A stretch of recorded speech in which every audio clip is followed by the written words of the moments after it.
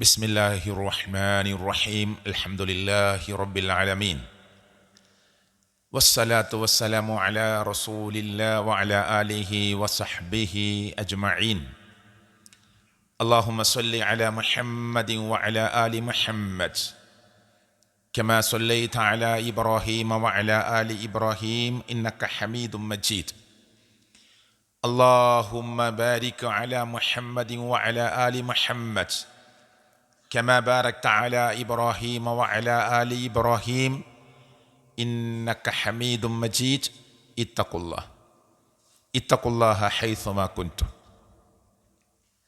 ആദരണീയരായ മുഅ്മിനീങ്ങളെ മുഅ്മിനാത്തുകളെ സഹോദരങ്ങളെ സഹോദരിമാരെ അസ്സലാമു അലൈക്കും വറഹ്മത്തുള്ളാഹി.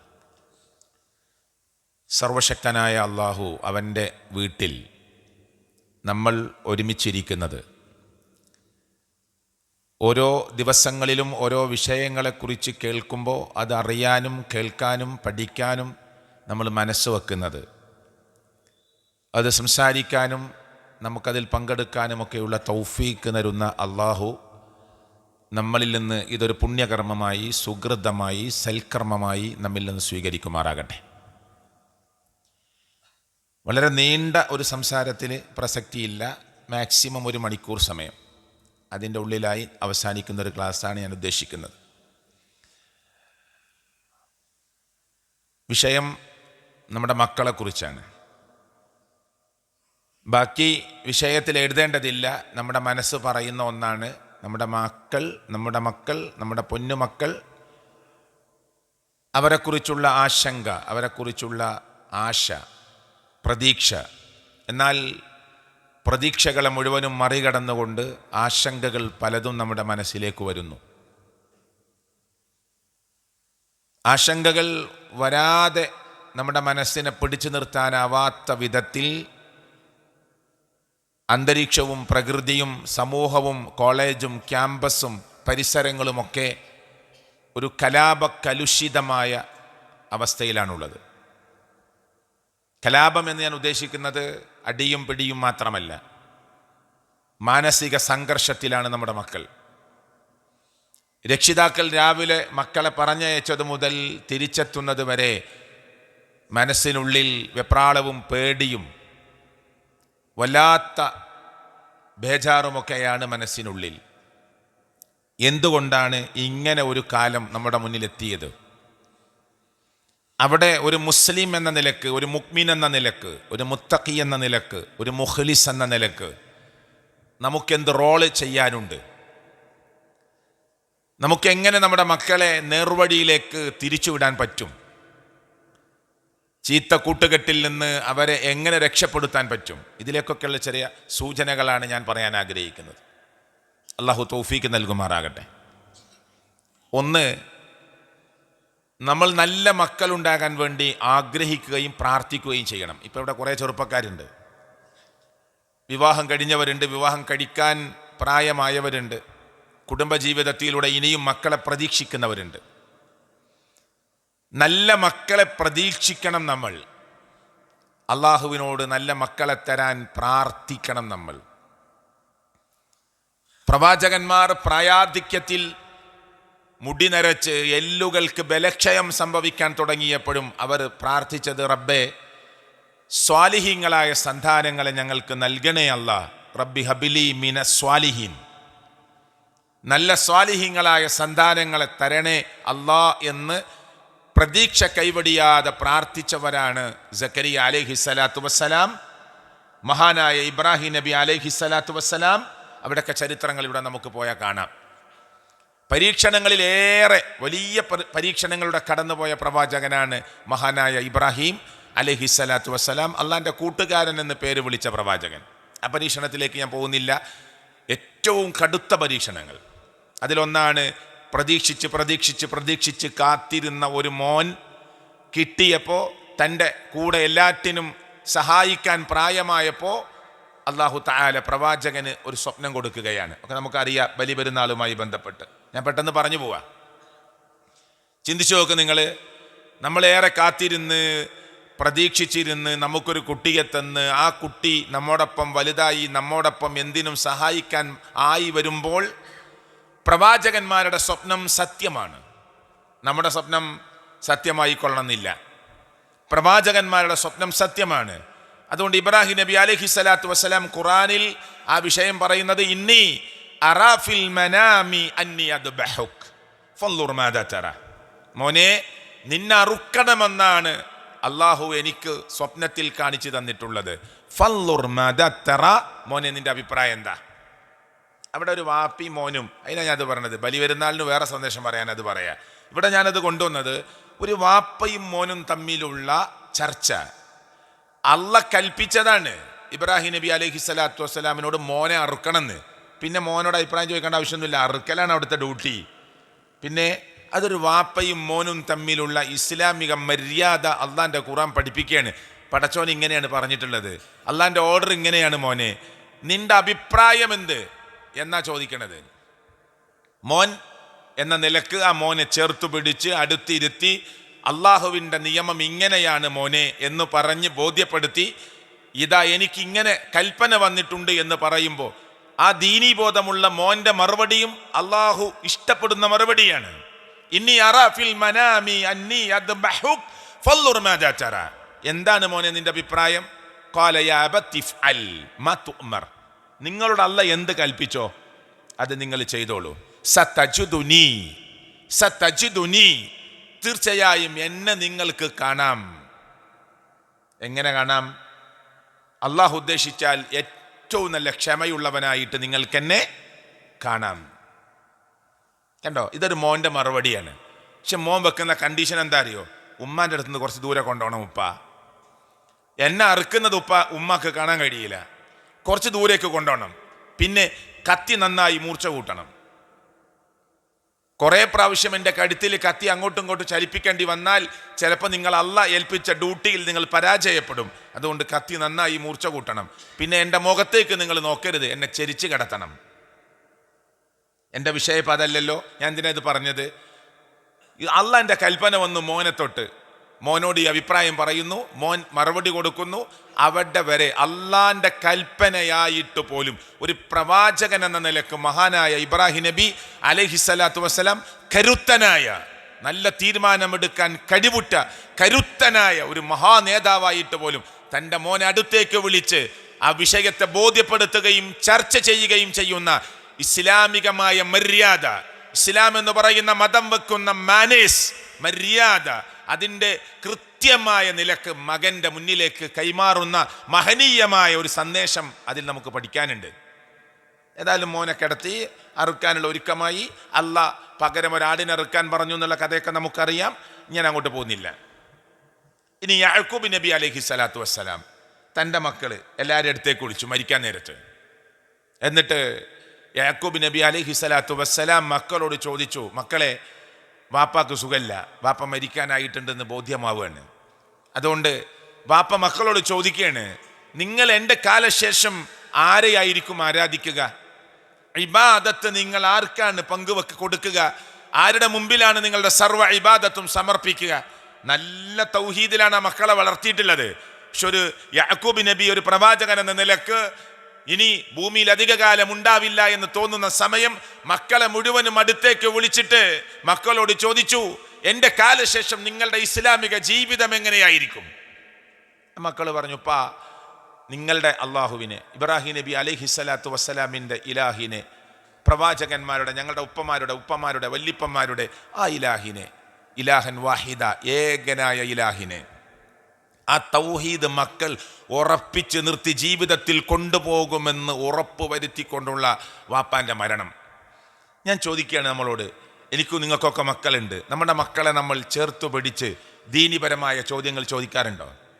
കടയിൽ പോകാൻ പറയാറുണ്ട്, ബിസിനസ്സിൻ്റെ കാര്യം പറയാറുണ്ട്, ക്യാഷിൻ്റെ കാര്യം പറയാനുണ്ട്, കിട്ടാനുള്ളത് കൊടുക്കാനുള്ളത് ഒക്കെ ചർച്ച ചെയ്യാറുണ്ട്. മോനെ, ഞാൻ മരിച്ചാൽ ബാപ്പാൻ്റെ ഖബറിനടുത്ത് നീ ആഴ്ചയിൽ ഒരു ദിവസം, മാസത്തിലൊരിക്കലെങ്കിലും നാട്ടിലുണ്ടെങ്കിൽ നീ വന്നിട്ട് വാപ്പാക്ക് വേണ്ടി പ്രാർത്ഥിക്കുമോ മോനെ? അല്ല, യാത്രയിൽ വാപ്പ പെട്ടെന്ന് മരിച്ചാൽ നീ ജീവിച്ചിരിക്കുന്നുണ്ടെങ്കിൽ യാത്രയിൽ ഫ്ലൈറ്റിലിരിക്കുമ്പോൾ, ട്രെയിനിലിരിക്കുമ്പോൾ, കാറിലിരിക്കുമ്പോൾ, ബസ്സിലിരിക്കുമ്പോൾ ഈ വാപ്പാനെ ഓർത്ത് നീ പ്രാർത്ഥിക്കുമോ മോനെ? ചേർത്തു പിടിച്ച് നമ്മുടെ രക്തത്തിൽ നിന്ന് ജനിച്ച് അള്ളാഹു നിമിത്തമാക്കി കൊണ്ടുവന്ന് നമ്മൾ വളർത്തിക്കൊണ്ടുവരുന്ന നമ്മുടെ മക്കളെ നമ്മുടെ നെഞ്ചിലേക്ക്, നമ്മുടെ ശരീരത്തിലേക്ക്, നമ്മുടെ ചാരത്ത്, നമ്മുടെ ചേർത്ത് പിടിച്ച് ആ മകനോട് ആ മകളോട് ചോദിക്കാൻ അവകാശം നമുക്കില്ലേ? ഉണ്ട്. അങ്ങനെ ഒരു ദീനി കോൺസെപ്റ്റിൽ നിന്നുകൊണ്ട് നമ്മൾ ചോദിക്കാറുണ്ടോ നമ്മുടെ മക്കളോട്? അങ്ങനെ ഒരു ബോധം നമ്മുടെ മക്കളിലേക്ക്, എൻ്റെ വാപ്പ വളരെ മാന്യനായൊരു മനുഷ്യനാണ് എന്നൊരു ചിത്രം നമ്മുടെ മക്കളുടെ ഹൃദയത്തിലുണ്ടോ? എൻ്റെ ഉപ്പ പടച്ചവനിലേക്ക് നല്ല അടുത്തു നിൽക്കുന്ന ഒരു ഉപ്പയാണ്. എൻ്റെ ഉപ്പ പറഞ്ഞാൽ അനുസരിക്കേണ്ടത് എൻ്റെ ബാധ്യതയാണ്. ബാപ്പ എല്ലാ ദിവസവും മഗ്രിബ് കഴിഞ്ഞാൽ അള്ളാഹുവിൻ്റെ ഖുർആൻ എടുത്ത് ഓതുന്ന ഒരു ഉപ്പയാണ്. എന്നിട്ട് എന്നെ വിളിക്കും, ഞാൻ ഡിഗ്രിക്കാരനാണ്, ഞാൻ പ്ലസ് ടു കാരനാണ്. പക്ഷെ എൻ്റെ വാപ്പ വിളിച്ചാൽ, ദാ മോനെ ഇവിടെ വന്നിട്ട് കുറച്ച് സമയം ഖുർആൻ ഓതടാ എന്ന് പറഞ്ഞാൽ എൻ്റെ വാപ്പാൻ്റെ വിളിക്ക് ഉത്തരം നൽകാതിരിക്കാൻ എനിക്ക് കഴിയില്ല. കാരണം എല്ലാ ദിവസവും മഗ്രിബ് കഴിഞ്ഞ് എൻ്റെ വീട്ടിലേക്ക് ഞാൻ കയറി വരുമ്പോൾ എൻ്റെ പ്രിയപ്പെട്ട പിതാവ് എത്ര തിരക്കുണ്ടെങ്കിലും എല്ലാ ദിവസവും ഖുർആൻ എടുത്ത് ഓതുന്ന എൻ്റെ വാപ്പ ഡിഗ്രിക്കാരനായ എന്നോട്, ഡോക്ടറായ എന്നോട്, എഞ്ചിനീയറായ എന്നോട്, ബിരുദ സർട്ടിഫിക്കറ്റുകൾ എന്നോട് ഇവിടെ വന്ന് ഖുർആൻ ഓതുക എന്ന് പറയുമ്പോൾ അനുസരിക്കാതിരിക്കാൻ എനിക്ക് കഴിയില്ല. എൻ്റെ വാപ്പ എനിക്കൊരു റോൾ മോഡലാണ് എന്ന് നമ്മുടെ മനസ്സിൻ്റെ ഉള്ളിൽ, മക്കളുടെ മനസ്സിനുള്ളിൽ നമ്മളൊരു പിക്ചർ ഉണ്ടാക്കി കൊടുത്തിട്ടുണ്ടോ എന്നൊരു ചോദ്യമാണ്. ഞാൻ എന്നോടും നിങ്ങളോടും ചോദിക്കുന്ന ചോദ്യമാണ്. മക്കളെ കുറിച്ച് നമുക്ക് പറയാം. നമ്മുടെ മക്കളൊരു പരീക്ഷണമാണെന്നാണ് അല്ലാഹു തആല ഖുർആനിൽ പറഞ്ഞത്, അല്ലേ? ഇന്നമാ അംവാലുക്കും വ ഔലാദുക്കും ഫിത്ന പറഞ്ഞിട്ടില്ലേ ഖുർആനിൽ? ഉണ്ട്. വഅലമു അന്നമ എന്ന് പ്രയോഗിച്ച കാണാം. അങ്ങനെയും പ്രയോഗം കാണാം. അംവാലുക്കും വ ഔലാദുക്കും ഫിത്ന. നിങ്ങളുടെ മക്കൾ, നിങ്ങളുടെ സമ്പത്ത് നിങ്ങൾക്ക് പരീക്ഷണമാണ്, ഫിത്നയാണ്. എന്താ ഫിത്ന? പരീക്ഷണാണ്. അപ്പൊ നമ്മുടെ മക്കൾ നമുക്കൊരു പരീക്ഷണാണ്. ലോകത്ത് മക്കളില്ലാത്ത കുറേ ആളുകളുണ്ട്. അല്ലാഹു ഖുർആനിൽ പറഞ്ഞിട്ടുണ്ട്, ചില ആളുകൾക്ക് ഞാൻ ആൺകുട്ടികളെ മാത്രം കൊടുക്കും, ചില ആളുകൾക്ക് ഞാൻ പെൺകുട്ടികളെ മാത്രം കൊടുക്കും, ചില ആളുകൾക്ക് ഞാൻ ആൺകുട്ടികളെയും പെൺകുട്ടികളെയും ഇടകലർത്തി കൊടുക്കും, ചില ആളുകൾക്ക് ഞാൻ മക്കളെ കൊടുക്കുകയില്ല. ഇത് അള്ളാന്റെ തീരുമാനമാണ്. എത്ര വലിയ ട്രീറ്റ്മെന്റ് നടത്തിയാലും പടച്ചവൻ തരാൻ വിചാരിച്ചിട്ടില്ലെങ്കിൽ നമുക്ക് മക്കളെ കിട്ടില്ല. അപ്പൊ ഡോക്ടർമാർ പറയും, ഞങ്ങൾ പഠിച്ച മുഴുവൻ മെഡിക്കൽ സയൻസ് ഞങ്ങൾ ഉപയോഗിച്ച് നോക്കി, പക്ഷെ രക്ഷയില്ല. പിന്നെ ഇനി വേറെന്തെങ്കിലുമൊക്കെ മാർഗങ്ങൾ, അത് രണ്ടാമത്തെ ചർച്ചയാണ്, അല്ലേ? അങ്ങനെ അപ്പൊ അള്ളാഹ് തരാൻ വിചാരിച്ചാലേ നമുക്ക് മക്കളെ കിട്ടുക. ആ മക്കളെ അതൊരു സൗഭാഗ്യമാണ്, ഒരു സആദത്താണ്, ഒരു ഫിത്നയാണ്. മക്കൾ നമുക്കൊരു സആദത്താണ്, ഒരു സൗഭാഗ്യമാണ്. അതേ മക്കൾ തന്നെ നമുക്കൊരു ഫിത്നയാണ്, ഒരു പരീക്ഷണമാണ്. ഗൾഫ് നാടിൽ ഒരു സഹോദരന് 10 വർഷം മക്കളില്ല. ഡോക്ടർമാരെ സമീപിച്ചു, പല ട്രീറ്റ്മെൻറ്റും നടത്തി, രണ്ടാൾക്കും വലിയ കുഴപ്പമൊന്നും കാണുന്നില്ല.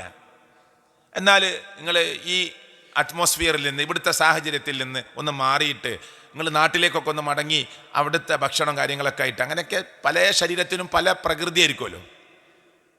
ഏതായാലും അവർക്ക് പ്രിയപ്പെട്ടവരെ 10 വർഷത്തിന് ശേഷം സർവശക്തനായ അള്ളാഹുവിൻ്റെ പരീക്ഷണമെന്ന നിലക്ക് ആ ദാമ്പത്യ ജീവിതം നയിക്കുന്ന ആ സഹോദരനും സഹോദരിക്കും, അയാൾക്കും അയാളുടെ ഭാര്യക്കും ഒരു കുട്ടിയെ അള്ളാഹ് കൊടുക്കുകയാണ്. ഇത് നമ്മുടെ കണ്ണിൽ കണ്ടൊരു കാഴ്ച പറയട്ടോ. ഒരു കുട്ടിയെ കൊടുത്തു. പിന്നെ 2-3 വർഷം കഴിഞ്ഞപ്പോൾ രണ്ടാമത്തെ കുട്ടി കിട്ടി. 16 കൊല്ലത്തെ ദാമ്പത്യ ജീവിതമായപ്പോൾ 6 വയസ്സുള്ള ഒരു മോനും 3 വയസ്സുള്ള ഒരു കുട്ടിയും കിട്ടി. 16 കൊല്ലത്തിൽ അയാൾക്ക് കിട്ടിയ മൂത്ത കുട്ടിക്ക് 6 വയസ്സ്, രണ്ടാമത്തെ കുട്ടിക്ക് 3 വയസ്സ്. ഇവർ ഗൾഫിൽ ഒരു യാത്രയിലാണ്, കാറിലിങ്ങനെ പോവുക. ഇയാൾക്ക് ഉറക്കം വന്നു. ഈ 2 കുട്ടികളുടെ വാപ്പ, ഇവരുടെ ഉമ്മ, വാപ്പ ഡ്രൈവ് ചെയ്യുന്നു, ഉമ്മ മുൻ സീറ്റിലിരിക്കുന്നു. 3-6 വയസ്സുള്ള 2 കുട്ടികൾ കാറിൻ്റെ പിറകെ സീറ്റിലിരുന്ന് കളിക്കുന്നു. അവർ ഡ്രൈവിങ്ങിനിടയിൽ ആൾ പറഞ്ഞു എനിക്ക് ഉറക്കം വരുന്നുണ്ട് എന്ന്.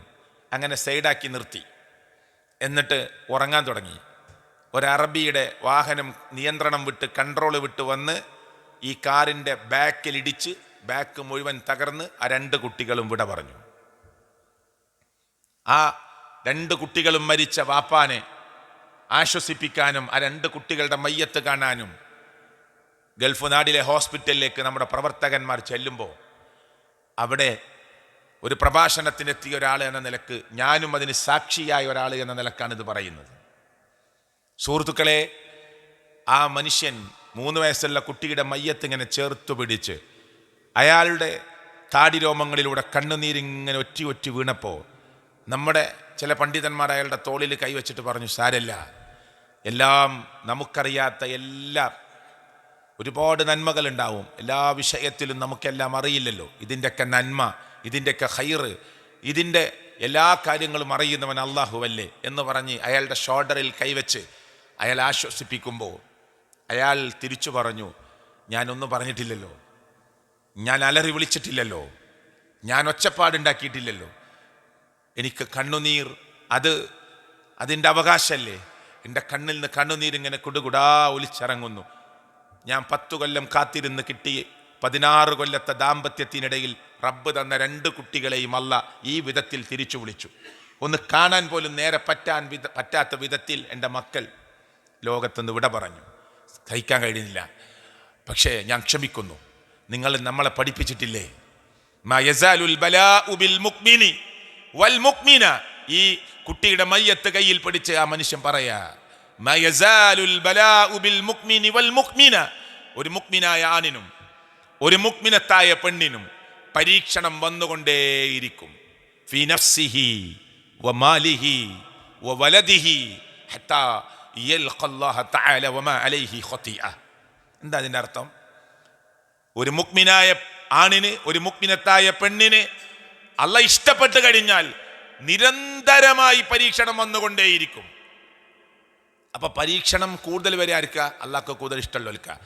അള്ളാഹ്ക്ക് ഏറ്റവും ഇഷ്ടം മനുഷ്യന്മാരുടെ കൂട്ടത്തിൽ നബിമാരെയാണ്.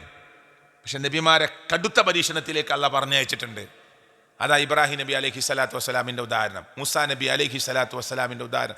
എല്ലാ നബിമാരുടെയും പോയൊക്കെ നിങ്ങൾ, എല്ലാ നബിമാരും നോർമൽ മരണമൊന്നുമല്ല. എന്തേ അള്ളാഹ്ക്ക് സംരക്ഷിക്കാൻ കഴിയില്ലേ? പരീക്ഷണമാണ്. മറ്റൊരാളുടെ തല്ലുകൊണ്ട് പ്രശ്നത്തിൽ ഇടപെട്ടിട്ടൊക്കെ ഒരു നബി മരിക്കേണ്ടി വരുമോ? അള്ളാഹ്ക്ക് എന്താ പ്രൊട്ടക്ഷൻ കൊടുക്കാൻ കഴിയില്ലേ? കഴിയും. പടച്ചവൻ എല്ലാവരിലേക്കും പരീക്ഷണങ്ങൾ അഴിച്ചുവിടും. അത് അള്ളാഹ്ക്ക് ഇഷ്ടപ്പെട്ടാൽ കൂടുതൽ പരീക്ഷിക്കും. എന്താ ഹദീസിന്റെ അവസാനം പറയുന്നത്? ഫീ നഫ്സിഹി വമാലിഹി വവലദിഹി. നമ്മുടെ വിഷയമുണ്ട്, അതുകൊണ്ടാണ് അത് പറയണത്. നിങ്ങളുടെ മക്കളെ തൊട്ട് നിങ്ങളെ പരീക്ഷിക്കും, നിങ്ങളുടെ സമ്പത്ത് തൊട്ട് നിങ്ങളെ പരീക്ഷിക്കും, നിങ്ങളുടെ ശരീരം തൊട്ട് നിങ്ങൾക്ക് വേണ്ടപ്പെട്ടവരെ തിരിച്ചു വിളിച്ചിട്ട് പരീക്ഷിക്കും. ഹത്താ, എത്ര കാലം? യൽഖല്ലാഹ തആല വമാ അലൈഹി ഖതിഅ. ഞാൻ വലിയ തെറ്റുകാരനല്ല എന്ന നിലക്ക് പരീക്ഷണം നടന്നിട്ട്, പരീക്ഷണം വന്നിട്ട് ആ പരീക്ഷണത്തിൽ ക്ഷമിച്ച് സഹിച്ച് പൊറുത്ത് ലോകത്തിന്റെ രക്ഷിതാവായ റബ്ബിനോട് ആത്മാർത്ഥമായി ദുആ ചെയ്ത് കണ്ണിൽ നിന്ന് കണ്ണുനീർ പൊടിച്ച് ലോകത്തിന്റെ രക്ഷിതാവായ റബ്ബിന്റെ മുന്നിലേക്ക് തന്റെ തൊണ്ട ഗദ്ഗദമായി, തന്റെ ചുണ്ടുകൾ വിറച്ച് വിതുമ്പി, തന്റെ കരങ്ങൾ ആകാശത്തിലേക്ക് ഉയർത്തിപ്പിടിച്ച് മനസ്സുകളിൽ നിന്ന് ആകാശത്തിലേക്ക് ലോകത്തിന്റെ രക്ഷിതാവായ അർറഹ്മാനായ അർറഹീമായ റബ്ബിലേക്ക് പ്രാർത്ഥനകൾ ആകാശത്തിലേക്ക് കയറിപ്പോയി. ഒരു കാർമേഘങ്ങൾക്കും തടഞ്ഞു നിർത്താനാവാത്ത മനുഷ്യന്റെ ആത്മാർത്ഥമായ വരികൾ, മനസ്സ് ആകാശത്തിലേക്ക് കയറിപ്പോയി. ഇവനൊരു തെറ്റുകാരനല്ല എന്ന് അവന് തന്നെ ബോധ്യപ്പെടുമാറ് പടച്ചവന്റെ മുമ്പിൽ കുറ്റക്കാരനല്ലാത്ത വിധത്തിൽ നീ വന്നു നിൽക്കുന്നത് വരെ ഒരുപക്ഷെ മുഅ്മിനായ മനുഷ്യനെ, മുഅ്മിനത്തായ പെണ്ണിനെ അള്ളാഹ് പരീക്ഷിക്കുമെന്ന് മുഹമ്മദ് മുസ്തഫ സല്ലല്ലാഹു അലൈഹി വസല്ലം. അപ്പൊ നമുക്കൊക്കെ പരീക്ഷണം കുറവാണെങ്കിൽ എൻ്റെ അർത്ഥം എന്താ അറിയോ? എന്താ? നമ്മളോട് വലിയ താല്പര്യമല്ല എന്നർത്ഥം. പരീക്ഷണം കുറവാണെങ്കിലേ, പരീക്ഷണം കൂടിയാൽ അള്ളാഹ് ഇഷ്ടപ്പെട്ടവർക്ക് കൂടുതൽ പരീക്ഷണം വരുമെന്നാ. അപ്പൊ പരീക്ഷണങ്ങൾ വരുമ്പോൾ ക്ഷമിക്കുക. പല വിധത്തിലായിരിക്കും. മാനസിക സംഘർഷമായിരിക്കും പരീക്ഷണം. ഭാര്യയും ഭർത്താവും തമ്മിലുള്ള പ്രശ്നമായിരിക്കും പരീക്ഷണം. അവിടെ എന്ത് നിലപാട് സ്വീകരിക്കും? സാമ്പത്തികം കുറച്ചിട്ടായിരിക്കും പരീക്ഷണം. എന്ത് നിലപാട് സ്വീകരിക്കും? തൊട്ടതെല്ലാം പൊന്നാക്കി നിന്റെ ബിസിനസ്, നിന്റെ കച്ചവടം, സാമ്രാജ്യങ്ങൾ പടുത്തുയർത്തുന്നതായിരിക്കും പരീക്ഷണം. നീ എന്ത് നിലപാട് സ്വീകരിക്കും? പണം തരാതിരുന്നപ്പോൾ ഒരു ഫക്കീറായി, ഒരു മിസ്കീനായി, ഒരു സാധാരണക്കാരനായി, ഒരു പാവപ്പെട്ടവനായി ജീവിച്ചപ്പോഴുള്ള നിന്റെ മനസ്സും നിന്റെ കയ്യിലേക്ക് കോടികൾ ആസ്തി വന്നപ്പോ നിന്റെ മനസ്സും തമ്മിൽ വ്യത്യാസമുണ്ടോ? കിബർ വന്നോ? പൊങ്ങച്ചം വന്നോ? ഹുങ്ക് വന്നോ? അഹങ്കാരം വന്നോ? വമ്പ് വന്നോ? സാധാരണക്കാരെ തിരിഞ്ഞു നോക്കാൻ സമയമില്ലാത്ത അവസ്ഥ വന്നോ? വാപ്പയെ ഉമ്മയെ ഒരു അഗണ്യ കോടിലേക്ക് തള്ളി മാറ്റുന്നുണ്ടോ? ഭാര്യയോട് തട്ടിക്കയറുന്നുണ്ടോ? മക്കളോട് അപമര്യാദയായി പെരുമാറുന്നുണ്ടോ? പരീക്ഷണങ്ങളുടെ കോണുകൾ വിവിധമായിരിക്കാം, വ്യത്യസ്തമായിരിക്കാം. പരീക്ഷണങ്ങൾ കടന്നു വന്നുകൊണ്ടേയിരിക്കും. നമ്മളൊക്കെ ഓരോരുത്തരും ചിന്തിക്കുക, നമ്മുടെ ജീവിതത്തിൽ ചെറിയ ചെറിയ പരീക്ഷണങ്ങൾ വന്നപ്പോൾ നമ്മുടെ മനസ്സ് പതറിയിട്ടുണ്ടോ? ഉണ്ടോ? മൂസാ നബി അലൈഹി സ്വലാത്തു വസ്സലാമിൻ്റെ മുമ്പിൽ കടലാണ്, സമുദ്രമാണ്. ബാക്കിൽ ഫിറൗന് ടീമും വാളെടുത്ത് വരികയാണ്. ഇപ്പൊ വെട്ടുന്ന ഉറപ്പാണ്. അതാ കൂടല്ലൂർ പറഞ്ഞത് ഇന്നാല മുദ്റകൂൻ. മൂസാ അലൈഹി സ്വലാത്തു വസ്സലാമിനോട് പറഞ്ഞു, ഇപ്പൊ നമ്മളെ പിടികൂടും, ഇനി ഒരു രക്ഷയില്ല. ഫിറൗനും ടീം എത്താനായി. നല്ല മൂർച്ചുള്ള തിളങ്ങുന്ന വാളായിട്ടാണ് വരുന്നത്. ഒക്കെ നല്ല ശക്തവാന്മാരാണ്, എല്ലാ വിധത്തിലും കഴിവുള്ളവരാണ്. അപ്പ മൂസാ നബി അലൈഹി സ്വലാത്തു വസ്സലാം തൻ്റെ സമൂഹത്തോട് പറഞ്ഞു, റബ്ബുണ്ട് കൂടെ, സയഹ്ദീൻ സയഹ്ദീൻ, അവൻ എനിക്ക് വഴി കാണിക്കും. തീക്കുണ്ടാരം മുന്നിൽ ഇങ്ങനെ കണ്ട് ആളിക്കത്തുന്ന തീക്കുണ്ടാരമാണ്. അത് ദണ്ടുപയോഗിച്ചിട്ട് അടുത്തേക്കെല്ലാം വയ്യ. ഒരു സാധനം ഉപയോഗിച്ചിട്ട് ഇബ്രാഹിം നബി അങ്ങോട്ട് തള്ളിടാൻ പോകുമ്പോൾ ഇബ്രാഹിം നബിയോട് ചോദിച്ചു, എന്തെങ്കിലും പറയാണ്ടോന്ന്. തൂക്കുമരത്തിലേക്ക് കയറ്റാൻ പോകുമ്പോൾ ചോദിക്കലുണ്ട് പല ആളുകളും, അല്ലേ? അതുപോലെ ചോദ്യമാണ് ഇബ്രാഹിം നബി അലൈഹി സ്വലാത്തു വസ്സലാമിനോട്. എന്തെങ്കിലും പറയാനുണ്ടോ ഇബ്രാഹിം അലൈഹി സ്വലാത്തു വസ്സലാമിനോട് ചോദിച്ചപ്പോ ദേ വിരലിങ്ങനെ ഉയർത്തിപ്പിടിച്ചിട്ട് പറഞ്ഞു, ഹസ്ബി അല്ലാഹ്, എനിക്കെന്റെ റബ്ബ് മതിയടോ. അതാണ് വിശ്വാസത്തിന്റെ കരുത്ത്, അചഞ്ചലമായ വിശ്വാസം, ചാഞ്ചാട്ടമില്ലാത്ത വിശ്വാസം. ഹസ്ബി അല്ലാഹ്, എനിക്കെന്റെ റബ്ബ് മതി. ആ റബ്ബ് തീയിനോട് തണുപ്പേകാൻ പറഞ്ഞു, ശാന്തമാകാൻ പറഞ്ഞു. പടച്ചോനാ തീയിന് ചൂട് കൊടുത്തത്, അല്ലേ? ആ ചൂടിനോട് ഒതുങ്ങാൻ പറഞ്ഞു. അള്ളയാണ് സ്വയം കത്തുന്ന ഒന്നും കത്താൻ സഹായിക്കുന്ന ഒന്നും ചേർത്ത് വെള്ളമാക്കിയത്. ഹൈഡ്രജനും ഓക്സിജനാണ് വെള്ളത്തിലുള്ളത്. ഹൈഡ്രജനും ഓക്സിജനുമാണ്. ഹൈഡ്രജൻ ഓക്സിജൻ, ഓക്സിജൻ കത്താൻ സഹായിക്കുന്ന ഒന്നാ, ഹൈഡ്രജൻ സ്വയം കത്തുന്ന ഒന്നാ. രണ്ടും കൂടി ചേർത്തിട്ട് അല്ല വെള്ളമാക്കി മാറ്റിയത് പ്രപഞ്ചത്തിന്റെ രക്ഷിതാവായ റബ്ബാണ്. ഇതൊക്കെ റബ്ബിന്റെ തീരുമാന. ആ വെള്ളത്തെ കത്തിക്കുമെന്ന് പറഞ്ഞതും അല്ലേണ്. ഖിയാമത്ത് നാളിന്റെ അടയാളമായി സമുദ്രം തിരമാലകൾ കൂട്ടിയടിച്ച് തീപ്പൊരി പാറുമെന്ന് അള്ളാഹുവിന്റെ പ്രവാചകൻ സ്വല്ലല്ലാഹു അലൈഹി വസല്ലം പറഞ്ഞിട്ടുണ്ടെങ്കിൽ അതിവിടെ പുലർന്നിട്ടുണ്ട്, ഇനി പുലരാനിരിക്കുകയുമാണ്. അപ്പൊ അത് വേറെ വിഷയമാണ്. ഞാൻ എന്തിനാ അത് പറഞ്ഞത്? നമ്മുടെ മക്കളെ തൊട്ട് പരീക്ഷണങ്ങൾ ഏതു വിധത്തിലും കടന്നു വന്നേക്കാം. അപ്പോൾ നമ്മൾ എന്തു നിലപാട് സ്വീകരിക്കുന്നു എന്നതാണ് ഞാനും നിങ്ങളും ഗൗരവത്തോടു കൂടി മനസ്സിലാക്കേണ്ടത്. നമ്മൾ എന്ത് നിലപാടാണ് സ്വീകരിക്കുക? ഇപ്പോൾ നമ്മൾ ജീവിക്കുന്ന ചുറ്റുപാട് എന്ന് പറഞ്ഞാൽ വളരെ മോശമാണ്. അപ്പം ഞാൻ എന്നെക്കാൾ പ്രായമുള്ള എത്രയോ ആളുകൾ ഈ പള്ളിയിലുണ്ട്. എൻ്റെ കുട്ടിക്കാലത്ത് അല്ലെങ്കിൽ ഒരു 10 വർഷം മുമ്പ്, ഒരു 5 വർഷം മുമ്പ് വരെ ഒരു പെണ്ണും തമ്മിലുള്ള കല്യാണം നമ്മളാരും കേട്ടിട്ടില്ല. തോന്നിയാസങ്ങളൊക്കെ മുമ്പുണ്ട്, രഹസ്യമായിട്ടും ഉള്ളിലൂടെയൊക്കെ തോന്നിവാസങ്ങളൊക്കെ മുമ്പുണ്ട്. പക്ഷെ പരസ്യമായി ഒരു പെണ്ണ് മറ്റൊരു പെണ്ണിനെ കല്യാണം കഴിക്കുന്ന, അത് ചാനലിൽ വരുന്ന, അത് പരസ്യപ്പെടുത്തുന്ന, അതിൻ്റെ ലെറ്റർ ഇറങ്ങുന്ന, അതിനാളുകളെ ക്ഷണിക്കുന്ന ഒരു മോശപ്പെട്ട വൃത്തികെട്ട ഒരു തോന്നിവാസം ലോകത്ത് ഒരു 10 വർഷം മുമ്പുണ്ടോ? ഉണ്ടോ? ലിവാത്ത്, ആണിനെ തന്നെ ലൈംഗികമായി ഉപയോഗിക്കുന്ന ഏറ്റവും വൃത്തികെട്ട സംഭവം ലൂത്ത് അലൈഹി സ്വലാത്തു വസ്സലാമിന്റെ കാലഘട്ടത്തിൽ ഉണ്ടായപ്പോൾ ഓരോ നബിമാരെയും ഓരോ കാലഘട്ടത്തിലേക്ക് അയക്കുമ്പോൾ ഓരോ പ്രശ്നങ്ങൾ ആ നാട്ടിലുണ്ട്. ലൂത്ത് അലൈഹി സ്വലാത്തു വസ്സലാം ലിവാത്തിന്റെ, സ്വവർഗരതിയുടെ, ആണിനെ തന്നെ ലൈംഗികമായ ചേട്ടകൾക്ക് ഉപയോഗിക്കുന്ന ഒരു കാലഘട്ടത്തിലാണ് ലൂത്ത് അലൈഹി സ്വലാത്തു വസ്സലാം വരുന്നത്. ആ ലൂത്ത് നബി അലൈഹി സ്വലാത്തു വസ്സലാമിനോട് അല്ലാഹു തആല അവരെ ഉപദേശിക്കാൻ പറഞ്ഞു. നന്നായോ? ഇല്ല. മലക്കുകളെ പറഞ്ഞയച്ചപ്പോ മനുഷ്യവേഷത്തിൽ വന്ന മലായിക്കത്തുകളെ പിടിച്ചുകൊണ്ടുവന്ന് നോക്കിയ ആളുകളാണ് അവര്. അത്ര മോശമായി. ലൂത്ത് നബി അലൈഹി സ്വലാത്തു വസ്സലാമിന്റെ ഭാര്യയും ഇതിന് ചില സപ്പോർട്ട് ഒരുക്കി കൊടുത്തു. പിന്നിലെ വാതിൽ തുറന്ന് അവിടെ വന്ന അതിഥികളെ മറ്റുള്ളവർക്ക് അറിയിച്ചു കൊടുക്കാൻ പിൻവാതിൽ തുറന്നു പോയ ഇംറഅത്തു ലൂത്ത് അലൈഹി സ്വലാത്തു വസ്സലാമിന്റെ ഭാര്യ മ്ലേച്ഛതയിലേക്ക് കൂട്ടുനിന്നത് കൊണ്ട് ഇംറഅത്തു ലൂത്ത് വംറഅത്തു നൂഹ് അലൈഹി സ്വലാത്തു വസ്സലാമിന്റെ ഭാര്യയും ലൂത്ത് അലൈഹി സ്വലാത്തു വസ്സലാമിന്റെ ഭാര്യയും നരകത്തിലാണെന്ന് ഖുർആൻ സംശയമില്ലാതെ പ്രഖ്യാപിച്ചു. എന്നിട്ട് എന്താ അല്ലാഹ് ലൂത്ത് നബിന്റെ സമൂഹത്തിന് കൊടുത്ത ശിക്ഷ? എന്താ അവർ ചെയ്തത്? ആണും തമ്മിലുള്ള തോന്നിയ വൃത്തികേട്, ലൈംഗിക ആസ്വാദനം. പടച്ചോൻ അവർ പല ശിക്ഷ ഇറക്കിയവർക്ക്. ചെറിയ ചെറിയ ശിക്ഷ ആദ്യം കൊടുത്തു നോക്കി, പഠിക്കണില്ല. പിന്നെ അള്ളാഹ് അവർ ജീവിക്കുന്ന ഭൂമി, മണ്ണ്, നാട് അള്ളാഹ് അങ്ങനെ പോക്കി. നേരെ അവരുടെ കൃഷി, അവരുടെ ചെടി, അവരുടെ നാട്ടിലെ മരങ്ങൾ, അവരുടെ നാക്കാലികളുടെ കൂട്, അവരുടെ വീട്, പാർപ്പിടങ്ങൾ, അവരടക്കം ഒരൊറ്റ പൊക്കലല്ല. നേരെ മണ്ണിനങ്ങോട്ട് പൊക്കിയിട്ട് തല കീഴ്മേലാക്കി ഒരൊറ്റ മരിക്കല. അങ്ങനത്തെ ഒരു സമൂഹമേ അവിടെ ഇല്ല. ഒരടയാളം പോലും ബാക്കി വെക്കാതെ പടച്ചവൻ ആ സമൂഹത്തെ ഭൂമിയിൽ നിന്ന് അങ്ങ് തുടച്ചു കളഞ്ഞു. എന്തിൻ്റെ പേരിലാണ്? സ്വവർഗരതി. ഇന്ന് നമ്മുടെ പാഠപുസ്തകത്തിലേക്ക് ഭരിക്കുന്നത് LDF ആകാം, ഇനി ചിലപ്പോൾ ഭരിക്കുക UDF ആവാം, മുമ്പ് ചിലപ്പോൾ UDF ഭരിച്ചിട്ടുണ്ട്, ഇനിയും ചിലപ്പോൾ LDF ഭരിക്കുക. അതൊന്നും നമ്മുടെ വിഷയമല്ല. മാറി മാറി വരുന്ന കേരളത്തിലെ ഗവൺമെൻറ് അതിനൊക്കെ സപ്പോർട്ട് ചെയ്യുന്ന ആളുകളാണ് നമ്മൾ വോട്ടവകാശം ഉപയോഗിക്കണം, നന്മയ്ക്ക് വേണ്ടി ഉപയോഗിക്കണം. അതൊക്കെ നമ്മൾ ചിന്തിക്കാനും ആലോചിക്കാനൊക്കെ കഴിവുള്ള ആളുകളാണ്. അത് നിങ്ങളുടെ ഇഷ്ടത്തിലേക്ക് വിട്ടു. ഞാൻ പറയുന്നത് നമ്മൾ രാഷ്ട്രീയത്തിൽ നിന്ന് മാറി നിൽക്കുന്നവരല്ല, പൊളിറ്റിക്കൽ പാർട്ടിയിൽ നിന്ന് മാറി നിൽക്കുന്നവരല്ല. നമുക്ക് രാഷ്ട്രീയമുണ്ട്. നാം നമ്മുടെ രാഷ്ട്രീയം, നമ്മുടെ ദീനും നമ്മുടെ പരലോകവും നഷ്ടപ്പെടാത്ത വിധത്തിൽ കാത്തു സൂക്ഷിക്കേണ്ടവരും അത് നിലനിർത്താൻ വേണ്ടി ഏത് നന്മയിൽ നമുക്ക് പങ്കാളികളാകാൻ പറ്റുമോ അവിടെ പങ്കാളികളാവേണ്ടവരുമാണ് എന്ന കാര്യത്തിൽ തർക്കമില്ല. ഒരുപക്ഷെ മാറി മാറി വരുന്ന ഗവൺമെൻറ് എന്ന് പറയുന്ന സിസ്റ്റത്തിന്, സംവിധാനത്തിന് ഒരു പുകവലി സിഗരറ്റിൻ്റെ പാക്കറ്റിൽ, ഇന്ത്യയിൽ വിൽക്കുന്ന സിഗരറ്റിൻ്റെ പാക്കറ്റിൽ ഒരു വാണിംഗ് എഴുതിയിട്ട് വിൽക്കാം, മദ്യക്കുപ്പിയിൽ ഒരു വാണിംഗ് എഴുതിയിട്ട് വിൽക്കാം. എന്താ വാണിംഗ്? Statutory warning. സിഗരറ്റിൻ്റെ പാക്കറ്റിൽ കാണാം, smoking is injurious to health. 18 വയസ്സിന് താഴെയുള്ള കുട്ടികൾ പുകയിലയിന് ഉൽപ്പന്നങ്ങൾ വിൽക്കാൻ പാടില്ല. ബോർഡ് വെച്ചോ. എന്നിട്ട് കച്ചവടം തുടങ്ങിയ ബാപ്പയാണ്. ബാപ്പ 2 ദിവസം ലീവാണെങ്കിൽ SLCക്ക് പഠിക്കണ മോനും വെക്കുക. പക്ഷെ ആ ബോർഡ് ഉണ്ടായാൽ മതി. എന്ത്? 18 വയസ്സിന് താഴെയുള്ള കുട്ടികൾക്ക് പുകയില ഉൽപ്പന്നങ്ങൾ വിൽക്കാൻ പാടില്ല. ആ ബോർഡുണ്ടോ? അതിൻ്റെ ആളുകളൊന്ന് നോക്കും. ബോർഡ് ഉണ്ടെങ്കിൽ ഓക്കെ, പോയി. വിൽക്കുന്ന ആളെ പരിശോധിക്കലില്ല.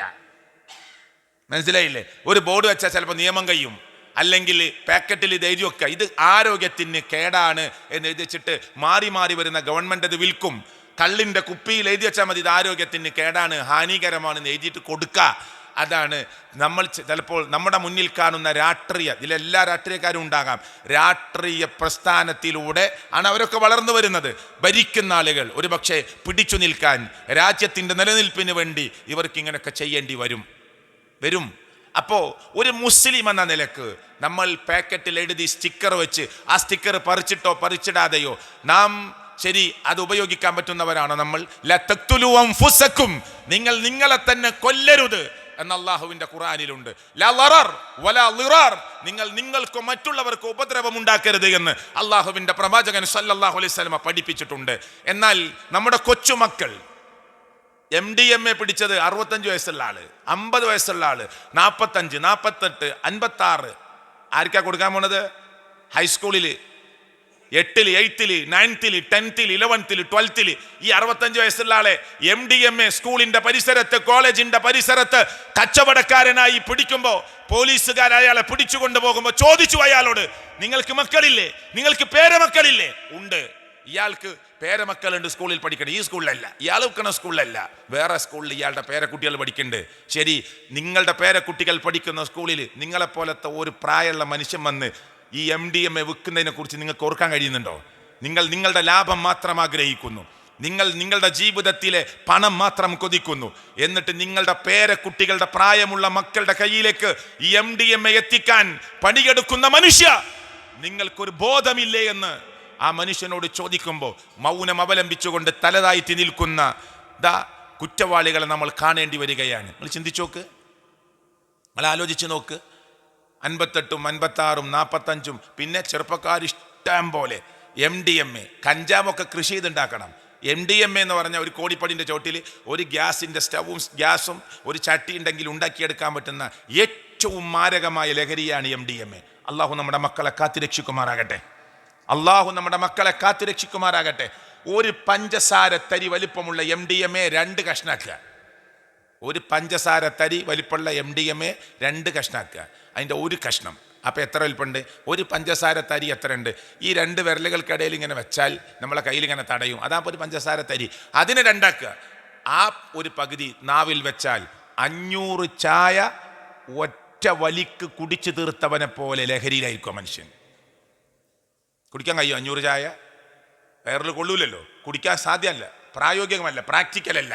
എന്നാൽ 500 ചായ ഒരുമിച്ച് കുടിച്ച ഒരു മനുഷ്യൻ്റെ അനുഭവമായിരിക്കും ഈ MDMAയുടെ പകുതി. ഒരു പഞ്ചസാര തരിയുടെ പകുതി MDMA ഒരു മനുഷ്യൻ്റെ നാവിൽ, വയറ്റിൽ, ശരീരത്തിലെത്തിയാൽ 3 വയസ്സുള്ള കുട്ടിയാണ് ഇപ്പോൾ MDMA ചികിത്സിക്കുന്നത്.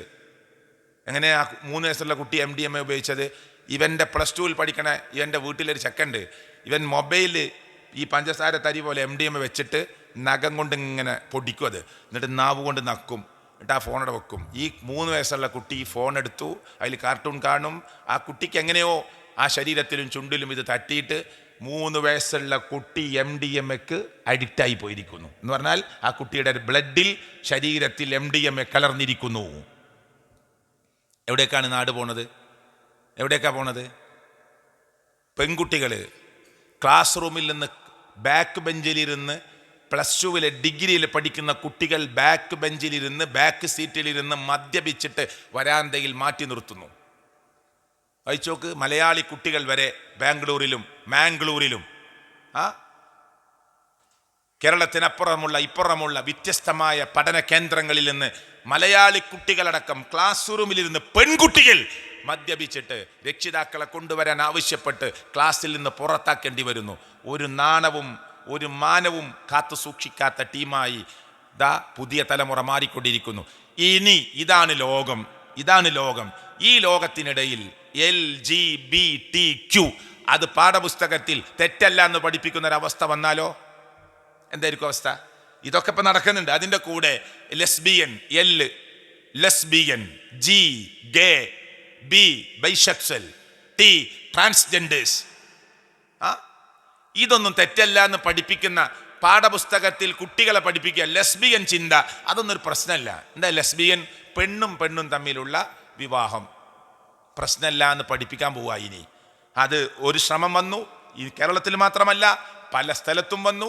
പലരും അതിനെ എതിർത്തു, നഖശിഖാന്തം എതിർത്തു, ആളുകൾ കൂട്ടം കൂടി എതിർത്തു. ശരി, അത് പതുക്കെ പത്തിമടക്കി ഉള്ളിലേക്ക് പോയി. വീണ്ടും ഉയരും, ഉറപ്പാണ്. ഇന്നല്ലെങ്കിൽ നാളെ അത് വീണ്ടും മാർക്കറ്റിലെത്തും, വീണ്ടും പാഠപുസ്തകത്തിലെത്തും, വീണ്ടും നമ്മുടെ കുട്ടികളുടെ തലച്ചോറിലേക്ക് അത് കൊണ്ടുവരും. അതിന് വ്യത്യസ്ത വഴികൾ ലോകത്തിന്റെ നാനാഭാഗത്ത്, കേരളത്തിൽ മാത്രമല്ല ലോകത്തിന്റെ നാനാഭാഗത്ത് നടന്നുകൊണ്ടിരിക്കുകയാണ്. ഇത് പാശ്ചാത്യ ലോകം പരീക്ഷിച്ച് ചവറ്റുകൊട്ടയിലേക്ക് വലിച്ചെറിഞ്ഞപ്പോ ആ വേസ്റ്റ് ബോക്സിൽ നിന്ന്, വേസ്റ്റ് കൊട്ടയിൽ നിന്ന് ഇന്ത്യയെ പോലെയുള്ള രാജ്യങ്ങൾ പൊറുക്കിയെടുത്ത് പ്രാക്ടിക്കലാക്കാൻ ശ്രമിക്കുന്ന വൃത്തികെട്ട സമ്പ്രദായമാണ് LGBTQ.